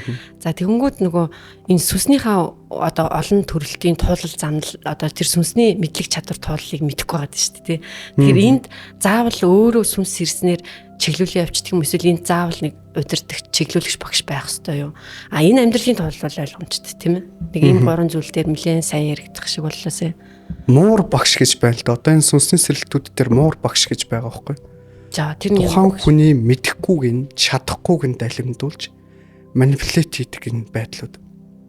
Одоо манипуляц хийгээд тухайн хүмүүсийн сонголт, шийдвэр гаргалт амьдралд нь нөлөөлж байгаа тий мэдрэмж оюун санаанд нь нөлөөлж байгаа нэлбэрүүд муур багш нар ингэж адилдаг. Ихэвчлэн айдсан дээр тулгуурладаг. Тэ? Айдсаар дөрүүлж тухайн хүнийг барьдаг. Эргэлзээ мэдэхгүй байгаа дэр нь чадахгүй байгаа дэр нь дөрүүлж. Тэгээд өмнөөс нь шийдвэрүүдийг гаргадаг байдлууд, шийдвэр сонголтуудад нь нөлөөлдөг байдлууд. Хүмүүс яг жинхэнэ өөрсдөө сүнсний сэрэлт хийсэн хүмүүс. Сүнсний сэрэлт байнга одоо сүнсний сэрэлттэйгээ байгаад энэ тэрийг алдах үе үд гэж байна л. Сүнсний сэрэлт хийчихэд те. Тэгээ буцаагаад тэр нөгөө нэг тэр матриксаас гарсан одоо буцаага матрикст орё гэдэг байгаа нөхөрт мөнгө тэгээ эрх мэдэл санал болгодог шүү дээ. Тэгэхээр буцаагаад нь ашиг сонирхол те. Тодорхой хэмжээний мөнгө, эрх мэдэл, эд хогшил энэ зүйлсүүд дээр таашаалууд буцаагаад тэрний эсрэг ажиллаж эхэлдэг. Тэр хүнийх нь өөрийнх нь сүнсний сэрэлтийн эсрэг ажиллаад байна шүү дээ. Тэгээ тэрэнд өөрийнхөө сүнснийхээ сэрэлтийг алдчихдаг. Тэгээ өөрийгөө онцгой би л хамгийн мундаг, би л хамгийн лаг юм шиг мэдрээд энэ дүнд өөрийгөө алдсан байгаагаа анзаардаггүй. Тэгээд тэд нар ихэвчлэн өөрийгөө дандаа юм муур багш нар өөрсдөө нийгмээс шамнараасаа ингээд юм салангад дандаа авч үздэг. Тусдаа онцгой хүн төрмөл юм шиг ойртчвал баригдах гэдэг байхгүй ойлгож байна. Уг зан төлөв нь харилцаа хандлага нь ёс зүйн баригдах гэдэг шүү дээ. Тийм болохоор дандаа нэг юм тусгаарчилсан энэ хүнтэй хамаагүй уулзчихлахгүй хол юм шиг мэдрэмжийг дандаа төрүүлдэг. Тэгээд уулзахаар ингээд бодит байдал дээр тэр хүн харилцааны төлөвшлийн доголдолтой өөр өөртөө ажиллааг үн ингээд дандаа баригдчихийдэг хөөх. Тэр муур багш нар яг дандаа ингэж ажиллаж байгаа. Жинхэнэ багш нар болохоор тухайн хүнд те зөв хариултыг өгөх амархан гэдгийг мэддэг. Харин тэр зөв хариултыг өөр нь олуулах ямар чухал вэ гэдгийг үнэхүүдээ мэдэрч идэг. Тэгэхээр ингээл хариулт өгөөл те өмнөөс нь ингээл бүх гаргалгаа шийдрүүдийг нь хийгээд ч юм уу те. Ингээл дандаа ингээл мэдлэг өгөөл биш. Тэр нэг мэдрэмжийг өгнө те. Тэгээд тухайн хүн өөрөө трийг олох нь илүү хамттай байхгүй. Ялангуяа сүнсний зориг гэдэг дээр те. Сүнсний зоригыг чинь би хэлээд өгье те. Хэлээд өг чиний сүнсний зориг чинь шүү. Сүнсний зоригыг чинь хэн нэгэн хэлж өгөх үед сүнсний зориг чинь таны дотор өгнэ. Яагаад вэ гэвэл те тэр хүн хэлсэн болохоор тэр итгэл үнэмшил болоо хуурчж байгаа байхгүй зүгээр итгэл багш хэлсэн юм чинь. Эсвэл тэр нэг том зүйл хэлсэн юм чинь те. Тийм болохоор үнэн байвал таны сүнсний зориг байгаад яг хэрэг юу байгаа юм бэ? Тэрийг олох хүртлээр өөрийнхөө сүнсний гэрээлэр ингээд хандлтаа оноо жаргал зовлонг туулж байхдаа тэр мэдрэмжээ аваад өөрөө сүнснийхээ мэдрэмжүүдийг дүүргээ явж байгаа шүү дээ. Тэгсэн чи тэрийг нь бүгдийг нь ингээ байхгүй болгочихж байгаа байхгүй. Өөрийнх нь биш болгочихж шүү дээ. За тэгсэн чинь тэр зүгээр тархинд ирж байгаа мэдээллийн чанартайгаар одоо хэн нэгэн багш нь хэлээд өгчөж байгаа байхгүй. Хэн нэгэн үзмэрч ч юм уу тэр одоо тамга тайлдаг хүн ч гэдэм юм. Тэнгүү тэр хүн ингээд өөрөө явж байгаад тэр нэг хизээ нэг өдөр сүнснийхаа цэцэрлэлтийн замнал руугаа ороод миний сүнсний зориг энэ юм байж таа гэж мэдрэх үед энийг багш хэлсэн штэ. Багш хэлсэн болохоор тэрийг би тэр байна уу? Эсвэл би өөрөө хүссэн болохоор энэ тэ зорьсон болохоор энэ миний сүнсний зориг байгаад байна уу гэдгээ ялгаж чадгаа болчдөг. Тэр сүнсний зориг өөрт чинь байгаа та өөрөө бол тэ тэрлүү хурж болох замыг чинь нээж өгдөг. Гэрэл гэгээг тэр харанхуй хар баран тэр замыг л гэрэлтүүлж өгч байгаа хэлбэр. Цаг хугацаа орон зайг төтөлж байгаа хэлбэр. Тэгэхээр эндээс ер нь заавал багш байх хэрэгтэй гэдгээр хэлж байна те. Гүү. Байж болно, байхгүй ч байж болно. Өөрөөрөө яваад тухайн сүнсний сэрэлт хийсэн зөндөө хүмүүс байна. Гэхдээ сүнсний сэрэлт хийсэн байгаагаа мэдэхгүй хүмүүс бас байгаад байгаа. Бид нар тэгээ яаж мэдэхгүй байгаад ч тэгээ ийм байвал та сүнсний сэрэлт хийсэн шүү гэж яг томьёолж хэлж болохгүй байна. Яг энийг одоо жишээлбэл яг сүнс гэдэг ухагтхан тэр яг энэ юм аа. Яг энэ онл юм. Яг тэгдэг юм аа гэхээр тэр маань өөрөө дахиад дараагийн матрикс болчих гээд байгаа юм. Тэр сүнсний ертөнцид ер нь бол энэ л юм аа, тэр л юм аа гэдэг зүйлсүүд ер нь жоохон хэцүү. Одоо энэ муур багш, чихэн багш хоёрыг яг юугаар нь ялгах вэ? Зүгээр л хамт байгаад үз. Тодорхой хэмжээний хугацаанд цаг гаргаад юу хийж байгааг нь ямар үйлдэл гаргаж байгаа нь ямар харилцаа төлөвшөлтөө байгааг нь хараад үз. Гэхдээ тэр муур багш нар бас өөрөө хүссэндээ ч нэг тийхээгүй мэдэхгүйгээсээ бас тэгээд яваад байгаа. Тэгээ үнэнтэй нөгөө нүр толч чадахгүй зориг татаад байгаа тийм хүмүүс байна уу? Яа. Тодорхой хэмжээний сүнслэг ертөнцтэй харилцдаг холбогдсон байгаа нь тухайн хүн лаг мундаг илүү гэсэн үг бол биш ээ. Наацх нь төлөвшөлтөөр харагддаг, харилцаан дээр харагддаг энгийн зүйл واخгүй. Хүн болгоны харах зүйл واخгүй. Тийм л одоо өндөр түвшний лаг мундаг багш бол тээ. Гэхдээ наацх нь гоё нэг л тийм нэг хамт байхад тухтай хүмүүс ээ шүү дээ. Энгийн. Тийм онцгой биш. Улам л энгийн болдог واخгүй. Хүмүүсийн сэтгэл зүрхэнд ойрхон хүн болж хувирдаг. Тэрнээс одоо нэгтэй ингээл нэг юм одоо эсвэл ингээд тийм хит тийм сайхан дүртэй хэлбэр дээр бас оршиж болдог л доо тэр муур багш нартай. Тэгэхээр одоо гол хэлээд байгаа зүйл нь те тэр багш чинь таны сүүдэр болох өдөр ирдгээ. Тэр бүх зүйл багшаас шалтгаалж болохгүй те. Бүх зүйлийг багшаас асууж мэдээд багш л бүх үннүүдийг хэлээд байвал энэ биш. Өөрөө холох хэрэгтэй. Тэгэд багш байгаа юм чинь багш хэлээд мэдчих юм чинь гэх үед тухайн хүн өөрөө сул дор болоод байна шүү дээ. Тэгэхээр асуух гээд байгаа зүйлээ шийдэх гээд байгаа зүйлээ өөрийнхөө потенциалаар эхлээд хийх гээд үз. Бүр болохгүй үед те багшаас асуугаад тэгээ өөрийнхөө үнэнтэйгээ зөвтгөө тааруулаад харьцуулаад үз. Аяндаа болно. Тэгэхээр би өнөөдөр бас одоо энэ сүнсний сэрэлтийн дасгалжуулагч чиглүүлэгчийгээ явдаг те. Тэгэхээр би одоо байнгын шанартай хэлдэг ганц л байхгүй. Надад хитрхи ихтгэл чи өөрийгөө алдна гэдэг. Тэ? Би хизээнийг өдөр чиний сүүдэр болцсон байж магадгүй гэж хэлж байгаа байхгүй. Тэгэхээр энэ сүнсний сэрэлтийн одоо энэ хамтрал дээр тэ энэ багш авч байт юм уу энэ зүйлс төр ямар нэгэн итгэл хамаагүй. Заавал нэг юм итгэжий ч юм уу те. Зүгээр л өгөө аваатай харилцсан те. Гэт би биндээ өгөөчтэй те. Тэг заавал өгөх шаардлагагүй шүү дээ. Зүгээр л байж байгаа ч байт юм уу. Тэгэхээр хэн нэгэндээ тийм сүүдэр болохгүйгээр түрүүний гол хэлсэн зүйл нь өөрөө мэд. Өөрөө тулаад үз, өөрөө хайгаад үз, өөрийнхөө асууж өөрлөгөө орё гэж байгаа байхгүй. Бид нэр өөрөө өөртөө маш том цоож юм байна л да. Өөрийнхөө дотоод нөөц рүүгээ ороход тэр цоожийг онгойлгодог түлхүүр нь асуулт байхгүй. Яг бодит тулгараад байгаа асуудлаа золонго шийдмээр байгаа чадахгүй байгаа зүйлсүүдийг бусдаас биш өөрөөсөө асуу. Тэр үед та өөрөө өөртөө онгоод юм аа. Өөрийнхөө нөөц рүүгээ орох боломж тэнд гарч ирд юм аа гэдэг зүйл. Тэгэхээр бид нар өөртөө тодорхой хэмжээнд асуултаар түлхүүр тааруулдаг. Хизээнийг өдөр төр түлхүүр таарна. Тэр асуулт маш чухал. Өөрөө өөрлөгөө асуултаар чиглэж ордог.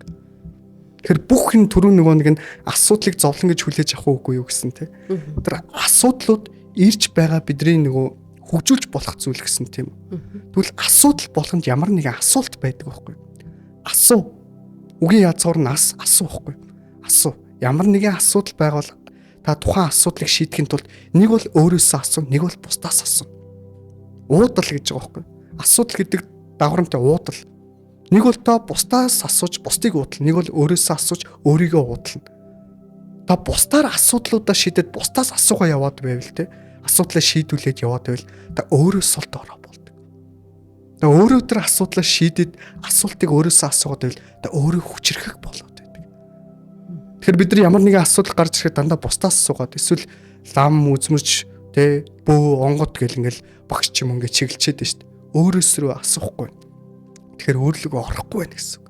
Тэр нь л нөгөө бас өөрийнх нь нөөц боломжоо мэдрэх боломж нь бас тийм. Тэндээ байгаад энэ дахиад. За одоо нэг ингээл хүмүүс зарим нь ингээл зурдаг. Тэгээд зарим нь ингээл одоо жишээлбэл ингээл эрүүл мэндийн салбарт ажиллаж исэн хүн сүнсний сэрэлт хийлээ гэдэг юмгууд тэр одоо яг сүнснийх нь өгөгдөл нь тэрнээс нь шал өөр бас байж болно шүү дээ. Байж болно тий. Тийм тэгэнгүүт хүмүүс яг тэр чиглэлээр явах юм шиг бас нэг ийм хайрцаг байна уугүй юу? За заавал тэрнтэйгээ явна чиглэнч байт юм уу тэр зүйл байж ч болно. Тэрнээс л удамшлийнхын чадамж байж болох байхгүй. Хүмүүс удамшлаараа сонголт хийдэг энэ нөхцөл байдлуудыг анзаардаггүй. За жишээлбэлтэй ингээд бид нар бүх хүний хүүхэд бүхэл байдаг гэдэг ганцхан нэгтэй бүгдээр авч үзэл тэ. Тэгсэн чинь энэ адуун дээр байж тэ. Сайн удам. Тэр удмыг бүр маш өндөр үнээр худалдаж авч та одоо энэ уяач нар тэ. Сайн хурдан удмын адуу худалдаж аавна гэлтэй. Тэр бүр тэр азарганд нь тэ гүүгээ тавих гэж маш өндөр төлбөрүүдийг төлж штэ тэ. Удмыг зүгээр амтан дээр тэ азарган дээр харахад тэ морин дээр харахад юм биш адуун дээр. Тэгсэн чи хүн дээр болохоор бид нар бүхтэл гаргаж ирд юм байна л да тэр тэ. Бүх хүний үхт бүх байдаг тэ. Энэний өвөө нь бүх байсан гэж яриа л тэ. Зөвхөн одоо энэ бүх тал дээр одоо ингээд авч үзчихнэ. Тэнгүүд маш олон ур чадварууд байгаа байхгүй. Тэгээд тэр хүүхдүүд ингээд энэ харваас бүхтэй хөл мөлийг нь хардаа гэл эднэр явахгүй. Тэнгүүд цаашлаад бидний маш олон 1300 хэдэн мэрэгчлүүд байгаа шүү дээ. Энэ олон мэрэгчлүүдийн аль нэгэн рүү тухайн хүүхэд сонирхолтой, чадамжтай, чиглэлтэй өөрийн ирэхгүй тэр зүйлийг амархан сурдаг. Өөрийн ирэхгүй тэр зүйлсүүдийг сонгодог. Ширээн дээр маш олон зүйлсүүд дэлгээ тавьсан байхад те. Яг тэр өөртөөгөө таарсан зүйлсүүдийг сонгож аваад байгаа юм. Тэгэхээр биднийг яг энэ удамшлын хувьд одоо те өөрийн мэдлэгээ удамшлаараа сонгодог зүйлсүүд гэж байна. Сүнсээрээ сонгодог зүйлсүүд гэж байна. Хүний амархан сурдаг, амархан чаддаг болдог, амархан амжилтанд хүрдэг зүйлсүүдийн тэр авиас бэлгүүдийн цаана энэ нөөцүүд байж байдаг. Тэгэхээр яг энэ удамшил. Тэгэхээр түрүүний тэр мэрэгшил тал дээр те эмчийн мэрэгчлийг сонгоод байгаа нь удамшил ус сүнсүү энэ хоёрыг ялгаж бас болдог. Гэхдээ тодорхой хэмжээний ажиглал цаг хугацаа шаарддаг зүйлсүүд. За энэ Монгол зөвхөн юм сүнсний сэргэлтийн эрчимтэй яваад байгаа юу? Ер нь дэлхийн нийтээр байгаа юу? Дэлхийн нийтээрээ буюу дэлхий өөрөө дараагийн түвшиндээ очсон гэж яриад байгаа. Түвшингийнхаа хувьд те. Дэлхий одоо өөрийнх нь яг энэ коронавигийн үеэр хөвчлэн гэж хүмүүс яриад байгаа л да те. Дэлхий өөрийнх нь давтамж толгион гэрц ихснээрээ өөрөө юу болсон гэхээр дэлхийн энергийн хурцлал өөрчлөгдсөн. Хэлбэлцэл давтамж толгион гэрц нь өөр болсон. Тунгууд хүн дээр энэ нь яаж нөлөөлөгдөж байгаа вэ гэхлээр хүний мэдрэмжүүд нь зөвхөн таашаал, зөвхөн эд материалтай, зөвхөн бие хүчтэй, бие онцгой гэдэг зүйл дээр биш. Илүүтэй энгийн өөрийнхөө чөлөөтэй үннээсээ байдаг зүйлс дээр. Тэгээ өөрийнхөө дотор байгаа тэр нэг юм муу мухаага ховхолж явуулааг бол өөрийнхөө дайсан болж байгаа дэлхийн энергитэй дайсан болж байгаа хэлбэрүүд үүсэт байгаа байхгүй. Тэгэхээр дэлхийн өөрийнх нь энерги өөрчлөгдсөн гэдгээрээ одоо жишээл миний дархлааны систем амар өндөр болсон байхгүй ойлгож байна. Би өөрийгөө одоо жишээлбэл дэлхий нэг үзэж байгаа та өөрийгөө дэлхий гэж авч үзье л да тий. Тэнгүүд таны дархлааны систем энерги буюу дархлааны систем чинь өндөр түвшинд очсон. Тэнгүүд дотор байгаа хорнууд чинь тий муу мухаанууд чинь ингээд тэрүүгээрээ байх боломжгүй болоод дотоод зөрчилдөөнүүд ихсдэг. Энээс болоод хүмүүс дотоод зөрчилдөөнтэй их байгаад байгаа. Ажил мэргэжил сонголт амжилт тэгэд яаж чичээгээд амжилтанд хүрэхгүй байгаа хэлбэрүүд мэдээж хадаад ажил мэдрэмж чинь биш байна гэдэг түрүүний яриад байгаа зүйлсүүд. Энийг бас хүмүүс аягүй сэтгэл готрол руу харуулдаг шиг тий. Түрүүний одоо сэтгэл готрол гэж яриад байгаа дахиад автаад сануулад хэлэхэд бид нар мэдэхгүй байгаа болохоор чадахгүй байгаа болохоор нөөц болцоо дуусчихгот тархины те нөөц болцоо дуусчихгот сүнс би чам тусалъя гэж гарч ирдэг зүйл нь дандаа сэтгэл гутралын шинжтэйгээр гарч ирээд байгаа гэд гол юм нь нөхгүй. Тэнгүүд хүмүүс сэтгэл гутралыг аргацаагаад байна. Сэтгэл гутралыг зүгээр нэг ингээд те хин нэгнээс цаг аваад ингээд те хин нэгнтэй ярьж хуваалцаад ч юм уу те зүгээр ингээд тайвшраад орхичод байгаа байхгүй. Тэгэхээр тэр сэтгэл гутралын цаана сүнс рүүгээ орох боломж ч байгаа гэдгийг орхигдуулчаад түр зур аргацаагаад байна. Тэгээ сүүлийн үед маш олон ингээл юм трама, сэтгэл зүйн гэмтэлтэй өөрөө онш тавиад тэрүүгээрээ нэг их эмзэг бусдыг буруутгасан юм хүмүүс гарч ирж байна л да тий.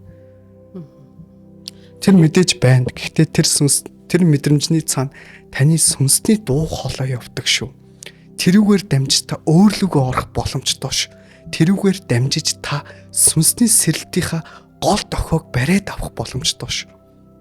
Тэгвэл тэрийг дарах биш сэтгэл зүйчдэр очиж түр тайвшруулж зүгээр зөрөгтэй нүүр тулаад тэрийг бусдад тохож бусад руу чиглэж зөвлөгөө авч юм бусдаас асууж уудлах биш өөрөөсөө асууж уудлаад өөрийнхөө гүн рүү орооч л гэдэг. За нөгөө эдэн маань матрикс тэгээд дотоод нөөц боломж гээд хоёлаа яриагаа эхэлсэн. За тэгээд удамшил тэгээд амьдралын туулал за сүнсний тулал гээд нэлээ оруулахыг хичээлээ. Гэхдээ би нэг асуучдаагүй таны одоо энэ сэдвийн хүрээнд одоо энэ зүйлийг ярил одоо дүүрлээ гэж байгаа зүйл байвал бид нарт ярьж өгөөч. Хамгийн гол нь дэлхий дээр сүнсний гэрээлээр төрсэн сүнснүүд гэж байгаа. Та мөнч байж болно, биш ч байж болно. Илүүтэйгээр сүнсний гэрээлээр төрсэн сүнснүүдэд хандаад хэлэхэд те. Таны сүнсний сэрэлт чинь, таны сүнсний зорилго чинь, таны асуудал, зовлон, бэрхшээл гэж хаяглаад байгаа хамгийн гүн гүнзгий хүнд дааж давшгүй мэдрэмжийг төрүүлээд байгаа тэр зүйл дотор чинь байгаа ш. Учир нь та өөрөө тэрийг зурж тэр хүнд хэцүү мэдрэмжэн дээр тархины эгоны хязгаарыг давах тэр хүнд бэрхшээлийг зовлон сонгосон байдаг хөвчлэн. Энэ дэлхий дээр байж болох хязгаарыг давах тэр зүйлсүүдийг тархинаар шийдэж чадхааргүй тэр зүйлсүүдийг та сонгосон байдаг. Тэгэхээр та өөрөө энийгээ зурсан шүү битгий бууж өгөр.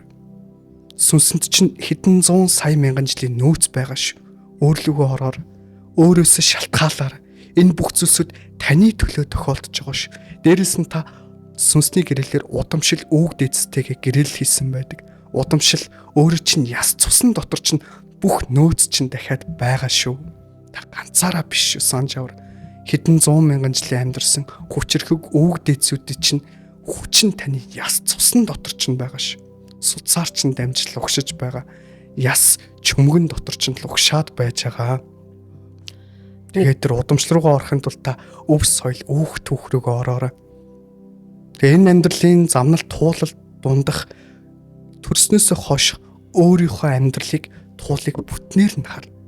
Та ямар ч шүүхгүйгээр дүгнэхгүйгээр те энэ үнэн зөв гэж ялахгүйгээр бүх амьдралынхаа замлыг ажиглаж зөвхөн ажиглагчийн байр сууриас хандаар.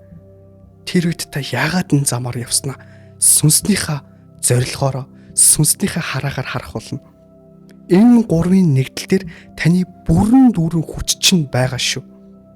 Тэр зорилго руугаа чиглэж байгаа маш олон сүнсний гэрээлээр төрсэн сүнснүүд чинь андууд чинь байгаа шүү. Санаж яваарай гэж хэлмээр байна. Нөгөө матрикст гацсан байгаа хүмүүс та нэг гацсан байгааг мэдрүүлэх мессеж хэлээж. Тэгээд дээр нь нөгөө матриксаас гарах, матрикс байгаагаа мэдсэн ч гэсэн гарах зориг дутаад байгаа хүмүүс нэг урмын одоо тэр нэг зоригийн одоо бадраах шиг юм уу те нэг зоригтой шийдвэр гаргахад нь бөхөн болох үг. За эсвэл матриксаас гараад энэ нэг зориг зориулах золиосоо хийчээд те тэр нэг ганцаар тат явж байгаа энэ хүмүүс дээр юм болж байгаа шүү ч гэдэг юм уу те нэг иймэрхүү нэг мэдрэмжүүдийг хэлээд өгөөч. Сая баг одоо энэ сүнс удамшил те туулал 3 дээр ер нь бол хэлжлээ л дээ те. Тэгэд ер нь бол явж явж те хүн өөрийгөө хайж явж хагаад ер нь бол бусдыгаа олдог. Тэгээ бусдыгаа олсноор хүн өөрийгөө олдог те. Тэгэхээр ер нь бол одоо ингээд манай ингээд дээдсүүд те хэлж ин л та те. Өөрийгөө олох гэдэг зүйл бусдыгаа олсноор дүүрдэг. Чи өөрийгөө олж болно. Хамгийн наазахын илрэх зүйл нь чи бусадтай нэгдэж чадчихна. Чи андаа олсон уу? Жинхэнэ андаа олсон уу? Өөрөөсөө илүү те нэгдүгээр тавьж болох. Өөрөөсөө илүү хэн нэгэнд итгэж болох тэр зүйл чиний тэр андад чинь байж болдог гэж байгаа байхгүй. Тэгэхээр тэр амтлалцал гэдэг зүйл дээр илэрч болдог зүйл. Тэр сүнсний гэрээлээр төрсөн те. Сүнсний гэрлийн ажилчид сүнсний андууд бол байдгаа. Тэд нар өөрийн ирэхгүй бие биендээ хатуу, үннийг шударгаар, зориудаар тэр хүний төлөө хэлж чаддаг. Өнөөдөр би андын те журмаар андын жудгаар хэлчихнэ. Би нэг хэлэхгүй яваад дугуй өнгөрөөгд байж болох гэсэн. Гэтэ би чиний анд юм чи энийг хэлхээсээр аргагүй. Би ч өнөөдөр энийг хэллээгээ чамд одоо муу хүн болоод адлуулж болно те. Би чиний дайсан болж бол хамаагүй. Гэтэ энийг хэлэх хэрэгтэй байна гэд. Тэгээ энийг яаж хүлээж авах нь чиний асуудал. А би анд чин болохоор хэлье гэж яагаад үннийг хэлдэг. За матриксаас яг бүрэн гарна гэж байд юм. Энэ систем зүй тогтол тэр чигээрээ матриксын дундаа амьдарч ийж матриксаас гараад байгаа шүү дээ тий. Тэгэхээр энэ дээр яг бүрэн гарна гэсэн ойлголт байна. Өөрийнхөө доторх тэр хоормог зүйлсүүдээс өөрийн доторх матриксаас гарчвал таны дотор өртсөн матриксаас та гарч чадах юм бол тэндээс бүрэн гарна гэж бол байна. Гэтэл нөгөө ойр тойрны хүмүүс чинь матрикс дотор бол байж байгаа. Тэднэртэйгээ хамт амьдраад л хийж байгаа шүү дээ тий. Тэгэхээр чинь матриксаас тэрийг бүрэн гарсан гэж авч үзэхгүй. Уг нь бол таны яриад байгаа сая оюун санаа ойлголт ухаалтаа бол болчлоо гэж бодъё л да.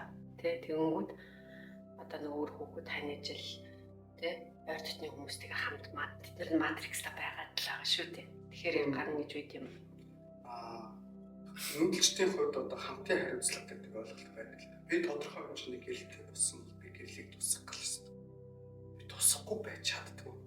Өөрийнх нь тухайн дээр сэрсэн сүнс төр гэрэл хийгээд тэрийг тусахгүй бол сүудэрлөө харуулахгүй бол гэх тийм. Дотроо нэг өчүүхэн дороо мэдрэмжийг аваад байдаг. Тэгэхээр хүмүүс сүнсний сэрэлт ингээ хийж ихлээр дандаа жаргалтаа сайхан өгцөлсөд гоё байх юм шиг санагддаг. Та гэрлийг асаах тусмаа тэр гэрэл чинь гэрэлтийн газар бол хэрэг болох юм. Дандаа сүүдэртэй хар бараа хэцүү газар хэцүү хүн дээр хэцүү тэр нэг юм түнгээ дэвэр харалцсан тэр хүмүүс дотор хэрэг болох байхгүй. Тийм болохоор бид нар яг энэ сүнсний гэрлийн чиглэлээр явж байгаа олон хүмүүс хоорондоо хүссэн хүсээгүй байлтаа болдог. Бид нар хоорондоо ярилцахгүйгээр би нэгээ юу тулж байгааг ойлгоод мэдэрч идэг. Алсуураа би нэгээ марж идэг. Түрүүний яриад байгаа нэг андыгаа олно гэдэг байгаа шүү дээ. Бид нар хоорондоо уулзахгүйгээр хандлцал дотор нь бий болсон гэдэг. Тэгээд цаанаасаа би нэгээ манж явдаг. Үйл хэрэгүүд нь хоорондоо уялдаад байгааг бүр мэдэрдэг. Одоо энэ матриксээс хараа гинт ингээд одоо зарим магадгүй таны подкастыг сонсоод гинт гарчлаа гэж тий тэ. За зарим хүн матрикс гэдэг зүйл үнэхээр байгааг судалж мэдээд зихиж чагаад бэлдээд гарлаа гэж үү. За зарим хүн болохоор нөгөө зориг нь дутаад тэгээд хизээ миний зориг ирэх болоо гэж хүлээгээ байж байгаа. юм уу. Тэнгүүд яг энэ ямар замаар матриксыг хүлээж авч тэрүүн шигээ гарсныхаа дараа яг тэрийг туулдаггүй. За бидний яг энэ дахиад түрүүний яг ингээл тэг багаас ахуулаад амьдарч байгаа сэтгэл төрж байгаа мэдрэмжүүдтэй. Бид нэр одоо атаархал, гомдол, уур, цаар, үсэн ядалт энэ мэдрэмжүүдийг бид нэр хаанаас юунаас яагаад аваад байгаа вэ? Энэ мэдрэмжүүдтэй тэр ганцаардлуудтэй амьдралын туулсан тэр хэцүү зүйлсүүд байхгүй бол өнөөдрийн та хингээ гэж байна. Тэгэхээр матрикс байж матриксаас гарах гэдэг ойлголт үүсэдэг шүү дээ. Тэг хар байж цагаан гэдэг ойлголт үүсэдэг шүү дээ. Бид нар одоо шилбэл дандаа шатар тоглоход дандаа цагаан байвал яаж тоглох? Боломжгүй шүү дээ. Тэгэхээр заримдаа бидний хар бараан гэж нэрлэдэг зүйлсүүд бидний шалгалт сорилтууд өөрсдөө байж болно. Тэгэхээр бид нэр туулал дундаа гомдол, үсэн ядалтай одоо мартсан гэж бодоод байгаа өөрт чинь гүн суугдсан зүйлсүүд өнөөдөр би угаасаа энэ замд би угаасаа тийм замд гэж яриад байгаа тэр хэцүү хүнд мэдрэмжүүдийн цаана таныг хүчрхэгжүүлэх таныг одоо нөөцийг чинь мэдрүүлэх та тэнд байдаг юм aanцлаад гомдол гэдэг аваад үзэл дээ. Ганцаардал гэдэг зүйл бол гомдол ганцаардал гэдэг зүйлсүүд өөр өөртөө уулзах боломжгүй. Гомдол гэхэр сэтгэл маш эмзэг болчдөг тийм. Тэр юу гэхээр эмзэг мэдрэмжин дээр өөрийгөө хүчрхэг болгох шаардлага тулгардаг. Ганцаардал гэмүүд тийм өөрөөрөө дүүрэх өөртөө уулзах боломж болж ирдэг. Уур уцаар гэж нэрлээд байгаа зүйлсүүд болохоор хүсэж зориод байгаагаа хийж бүтээх маш их хүч болж ирдэг. Тэгэхээр бид нар яг энэ мэдрэмжнүүдээсээ зугатах шаардлагагүй. Тэдэртээ тэмцэлдэх шаардлагагүй. Тэр мэдрэмжүүдийг шүүхгүйгээр зүгээр хүлээж авах хэрэгтэй. Тэнд та байгаа. Ер нь бид нар хүлээн зөвшөөрч чадаагүй болохонтой өөрсдийг алдчихдаг. Хүлээн зөвшөөрч чадсан болгоноосоо бид нар суралцаж нэгдэжийдэг. Өөрийнхөө нэг хэсгийг тэндээс авч идэг. Тэр огторгүй ертөнцид даяар байгаа бүхий л зүйлсүүд та өөрөө тэрийг бид нэр олж хараад хүлээн зөвшөөрөх хүртэл таны эсрэг ажилтдаг зүйл болж байна. Тэгэхээр хүлээн зөвшөөрсөн зүйл чинь тантай улмал нэгдээд идэг гэсэн. Тэгэхээр бид нар яг энэ сэтгэлийнхаа мэдрэмжүүд рүүгээ оролт. Энэ бүх зүйлсүүд таны уур гэж яриад. Үндсэндээ уг нь бол мэдрэмж л гэж байгаа. Бидний энийг харилцсан нөлөөлөл үр дагаврыг нь тооцоод өөр янзаар нэрлэдэг байхгүй. Тэг уур гэмүүдтэй бусад руу ойролдог, хашгичдаг, зоддог, нүддэг, түрэмгийч байт юм хохирлууд гардаг хэлбэр. Үндсэндээ зөвхөн сэтгэл хөдлөлийн хүчтэй өндөр мэдрэмжтэй. Явж явчин сэтгэл хөдлөлийн бүхий л мэдрэмжүүднийг босоо болж явж өөртөө зөвхөн мэдрэмжил болж өөртөө. Энийг зориудаар тааруулж болдог зүйл болж өөртөө. Тэгэхээр энэ мэдрэмжнүүдийн цаана та байгаа өөртөө битгий тэмцэлтэй бүх зүйлсүүдийг хүлээж аваа. Тэмцэлдэг тусмаа тухайн мэдрэмж ихсэж идэг. Одоо нөгөө хүлээж аваа, хүлээн зөвшөөрөөг хэлэхэд бол их амархан. Гэхдээ тэрийг яг туулах, тэрийг яг мэдрэх, яг яаж тэр шатыг давдаг юм бол гэдэл маш их хацаа байгаа юм шиг л санагдчихэв л та. За тэгэхээр тухайн ер нь одоо эргүүлээд хэдүүлээ харалт. Дандаа жаргалтай байсан зүйлсүүдээс хүн юу суралцдаг, зовлонтой зүйлсүүдээс юу суралцдаг гэдэг. За тэгвэл дээрэс нь тэр хүнд хэцүү зүйлсүүдийн цаана юу явагдаад, юу бүтээгдэт байгаа юм. Тэрийг буруу даваад бусдад буруу тохоод бусад руу чиглээд бусдаас шалтгаалаад байх тусмаа хүн өөрийгөө алдаад байгаа. Өөр дээрээ авчираад тэрэн дээрээсээ энэ юуны төлөө бол ямар сорилт байна. Эндээс би юу ойлгож байгаа вэ? Гэх тусмаа тухайн хүн өөрийнхөө дотор өөрийгөө зүгээр өрөөд бүтээгдэт хүчрхэг болоод байгаа.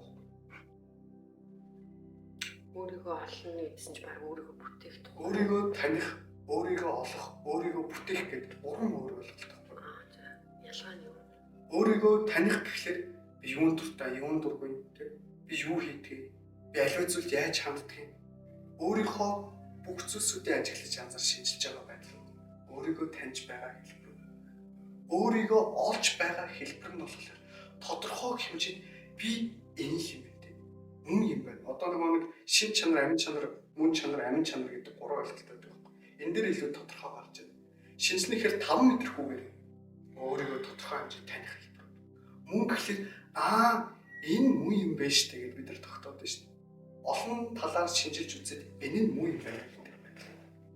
Амин чанар болохоор үйлдэж үзээд тодорхой хэмжээний хохирлог бусдад өгөөжтэй гэрэл хийгээд бүтээмж гарах үед энэ амин чанар болж байгаа хэлбэр. Тэгэхээр хүн өөрийгөө таних, олох, бүтээх гэдэг нь яг энэ шин чанар, мөн чанар, амин чанар гэдэг гурван зүйлтэй холбогдож байгаа. Тэгэхээр шинж чанар дээр бид нар өөрийгөө таньж шинжлэхдээ хараад сонсоод үнэхээр харж сонсох үнэхээр тэр зүйлсүүдийг хийгээд үлдэх тэр зүйлсүүдийг хийгээд би яг хийм бэ гэдэг зүйлсүүд танин мэдэх хэмжээнд. За өөрийгөө олж байгаа нь болохоор олон зүйлсүүдийг ордож үзсэн хамтар энийг л хийх юм байна би. Өөрийгөө олж байгаа хэлбэр. Энийг хийгээд би хэдийн хугацаанд ийм үр дүн гаргалаа өөрийгөө бүтээсэн хэлбэр. Ингээд тухайн хүн амин чанар олж байгаа. Тэгэхээр бидний шин чанар 5 мэдрэхүйд биеийн хэмжээнд байдаг. Мөн чанар бидний тархин дотор байдаг. Амин чанар бидний сэтгэл мэдрэмжийн дотор байдаг. Үндсэндээ бол энэ гурван хэлбэр сүнсний чихэндээ хэм бэ гэдэг үг байна. Нэг бавгийн лавсармаа хийсэн үг гэдэг л та. Нөгөө хүн гэдэг чинь хүн хөтлөл өөрийгөө л хайж ирж өөртөөгөө нэгтгэх гэж л явдаг юм шүү. Тэгэл өөрийгөө олчих юм бол тэр амьдрал утгагүй болчихдог юм шүү. Тэгэхээр олсон хүн тон цөөхөн байдаг байхаа гэд хэлжсэн тий. Тэнгүүд одоо их гоё хэлжсэн. Тэр нэг Монгол толготны зөөрх нэрээр хэлжсэн болоо. Тэгэхээр одоо бид нар ч гэсэн яг энэ нөгөө олох бүтээх гэдэг дээрээ л явж байгаа. Ихэнх хүмүүс нь тийм юм байна тийм үү? Сүнсний сэрэлт хийцүү явж байгаа юм. Сүнсний сэрэлтэн дээр өөрийгөө олох юм хүн өөрийгөө хайцсан байдаг. Өөрийгөө хайж эхэлдэг. Төөрцөн байгаагаа мэддэг. Тэгэхээр эхлээд өөрийгөө олох биш, төөрцөн байгаагаа олох байхгүй. Түрүүний миний арлын яриадсан тийм. Би хэн биш вэ гэдгээ олно гэдэг шиг. Зөв замыг олохын тулд төөрцөн байгаа мөнгө гэдгийг хэлээд байна. Наач их чухал зүйл шүү. Тэгэхээр төөрснөө мэдчихэж зөв замыг хайж эхэлдэг байхгүй. Зөв замыг хайхын тулд явж ирсэн зам нь бидний удамшил өнгөрсөн зүйлсүүд болж явдаг. Удамшил. Бидний явж ирсэн зам буюу төрснөөс үдийг хүртэл. Тэгвэл төрхөөс өмнө би хинээс бүтээгдсэн, яаж бүтээгдсэн, аавч, үг дээц гэдэг рүү ордог. Тэгэхээр төөрсөн хүн төр замыг олж тэгсэн чинь гинтхэн нэг хүн би өөрийгөө чи эхнээсээ олчлаа гэдэг юм байна. Тэгэхээр бусад зүйлийг олох боломжтой алддаг. Тэгэхээр агсаар байх юм. Тэгэхээр одоо хизээ нэг өдөр нэг хүн би өөрийгөө хайсаар байгаад өөрийгөө олж чадсан бол дууслаа даа гэж байна. Тэгээ би хичээл дээр ярьдаг тань хамгийн сүлд нөхийнхаа гэхдээ би өөрийгөө олж чадаагүй гэдэг бүх зүйлийг хайхыг боллоо. Хайсан болохоор би бүх зүйлийг олж чадлаа. Магадгүй би энэ байсан гэж байна. Тэгэхээр одоо өөрийгөө олох юм уу те эсвэл сүнсээ зэрлэг олох гэхээр энийг л хийх юм байна гэдэг зүйлийг олох тухай яриад. Бүх зүйлийг олох тэр нүд бол өөрийгөө олох байхгүй. Би хинбэ бүх зүйлийг тэ олох нүд болохоор өөрийнхөө төр зорилгыг олох байхгүй. Та хаач байгаа гэж бүх зүйлд та байгаа. Нэг энийг түр ойлгох үлгэрсэн байна л да. Нөгөө их олон зүйл ингээд тодорхойгүй л байдаг л да. Яг гэсээс сэрэлтээ хийж байгаа. За тэгээд энэ матриксээс гарч иж байгаа нэг л болох гээд л да. Одоо ингээд яриадсэн чинь. Тэгээд тэр нэг тодорхойгүй байдал ямар ч гэсэн тэр нэг зорилгынхаа төлөө ч юм уу тэр нэг сүнснийхаа дуу хоолой хашгирааны төлөө уухгүй тэмцээд явсаар байх нь л өөрийгөө бүтээх болох тухайлбалж хамжих гэдэг нь тий. Бүр тэнд та байгаа гэж хэлж байгаа. За тэгээд энэ подкастыг сонсож байгаа хүмүүс таныг одоо яг ийм сүнсний коуч тасалжуулагч гээд хэлчлээ тий. За тэгэнгүүт яг таны ингээд нэг шав болох юмсан яг энэ хүнээр тасгалжуулах юмсан гэдэг айгүй олон хүн тэрийг асуугаасаа айгүй л намайг зэмлээ сууж байгаа тий.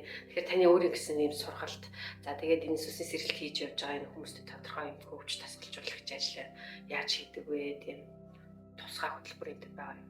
Нүүдэлчтэй өмсгөл гэдэг угаасаа сургалт бол тасралтгүй явагдаж байдаг. Бидний үгдээ сүнсний заавал гэдэг бүх зүйлсүүдийн тууллыг зөвхөн туулсан заавлаас сургалт болохоор би оролцсон байдаг. Тэрэн дээр дасгалжуулагч багштай, чиглүүлэгч багштай үнцний видеоны хичээлүүдтэй явагддаг. Сүнсний сэрэлт буюу сүнсний хамгаалалтаа сургалтууд үндсэн шатнуудаа давсан хүмүүст л зөвхөн ордог байхгүй. 1 2 дугаар шат гэдэг. Тэгэнгүүт хүмүүс 1-р шат гэнгүүт хүмүүс анхан шат гэж ойлгодог. Тэр үндсэн шат байхгүйгээр сүнсний замал сүнсний төлөв ярианууд руу хизээч орохгүй. Өмнө нь би нэг удаа тэгэж алдчихсан байхгүй. үнсийг шууд те оюун санаа оршихуй ертөнц сүнс гэдэг зүйлсүүдтэй ингээд чиглүүлж хичээл орсноос болоод маш том алдаа гаргаж ирсэн. Үндсэндээ тэнд болохоор тэнгэртэйгээ холбогдсон тэнэг хүмүүс болж ирсэн. Би өөрөө хүртэлтэй. Тэрнийхээ том шалгуур сорилтанд хүртэл унжсэн. Тэрнийхээ те тодорхой хэмжээний одоо зэмлэлийг тодорхой хэмжээний үр дагавар хүртэл өөртөө хүртсэн. Иргэн тойрны хүмүүс бас хүртсэн байхгүй. Тийм болохоор тухайд би ингээд дураараа хүмүүстээс сүнсний тиймэр эцэндээ хүн өөрийнхөө сэтгэл зүй оюун санаа тарихтайгаа өөрийнхөө амьдралтайгаа ажиллаж чадахгүйгээр цаашаа зүгээр тэнгэртэй холбогдсон те сүнстэйгээ холбогдсон тэнэг л болж ирдэг. Наацхан тухайн төлөвшөлтөй байгаад харилцаа те ёс зүй хэм хэмжээ энэ юмсуудаа зөв дэлхий дээр амьдарч байгаа гэдгийг эхлээд ойлгочих шаардлагатай. Тэгэхгүй нэг онцгой хүн болоод ч юм уу сэрцэн бол холбогдсон хүн бол энэс хамаалтайгаар буруу үр дагаврууд гараад явж байгаа тохиолдол зүйд. Тийм болохоор 1-2 дугаар шат буюу сэтгэл зүй оюун санаатайгаа ажиллаад сурч байгаа. Өөрийгөө төлөвшүүлж гэдэг. Хандлага нүч андаа өөр болоод андаа өөрлөгөө гүн рүүгээ орж эхэлдэг. Гангашааж эхэлдэг биш дотгошоож эхэлдэг. Тэгээ би айхтар багш гэдэгтэй биш. Өөрийнхөө дотор нь тэр багш нь байна. Тэрийг нь олох хөтлөн чиглүүлж өгч байгаа хэлбэрүүд. Тэгээ тэрнээс хойш тухайн хүмүүс тасралтгүй амьдралаас цаг үеэс орших ертөнцөөс өөрөө аяндаа суралцаад явдаг болчихдог. Виктор Ханшат гэдэг бол хамгийн чухал суурь шат юм биш үү? Фундамент. Би одоо хүмүүс анхан шат гэх үгүй үндсэн шат гэдэг.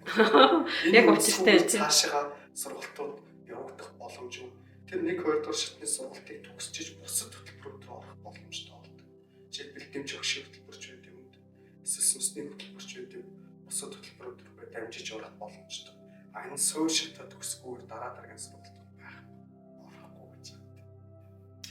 За одоо энэ подкаст нь өндөрлж байна. Тэгээ таны энэ ярьсан бүх зүйлсэд талархлаа гээйлээ. Тэгээ та бас бусдад маш сайхан тод гэрлийг түүчилж байгаа юм байна. Танд дахин баярлалаа. За баярлалаа. Тэгээ таны энэ туулал замнал донд яригдсан зүйлсүүд биднэрт нэрээ тийм болоо.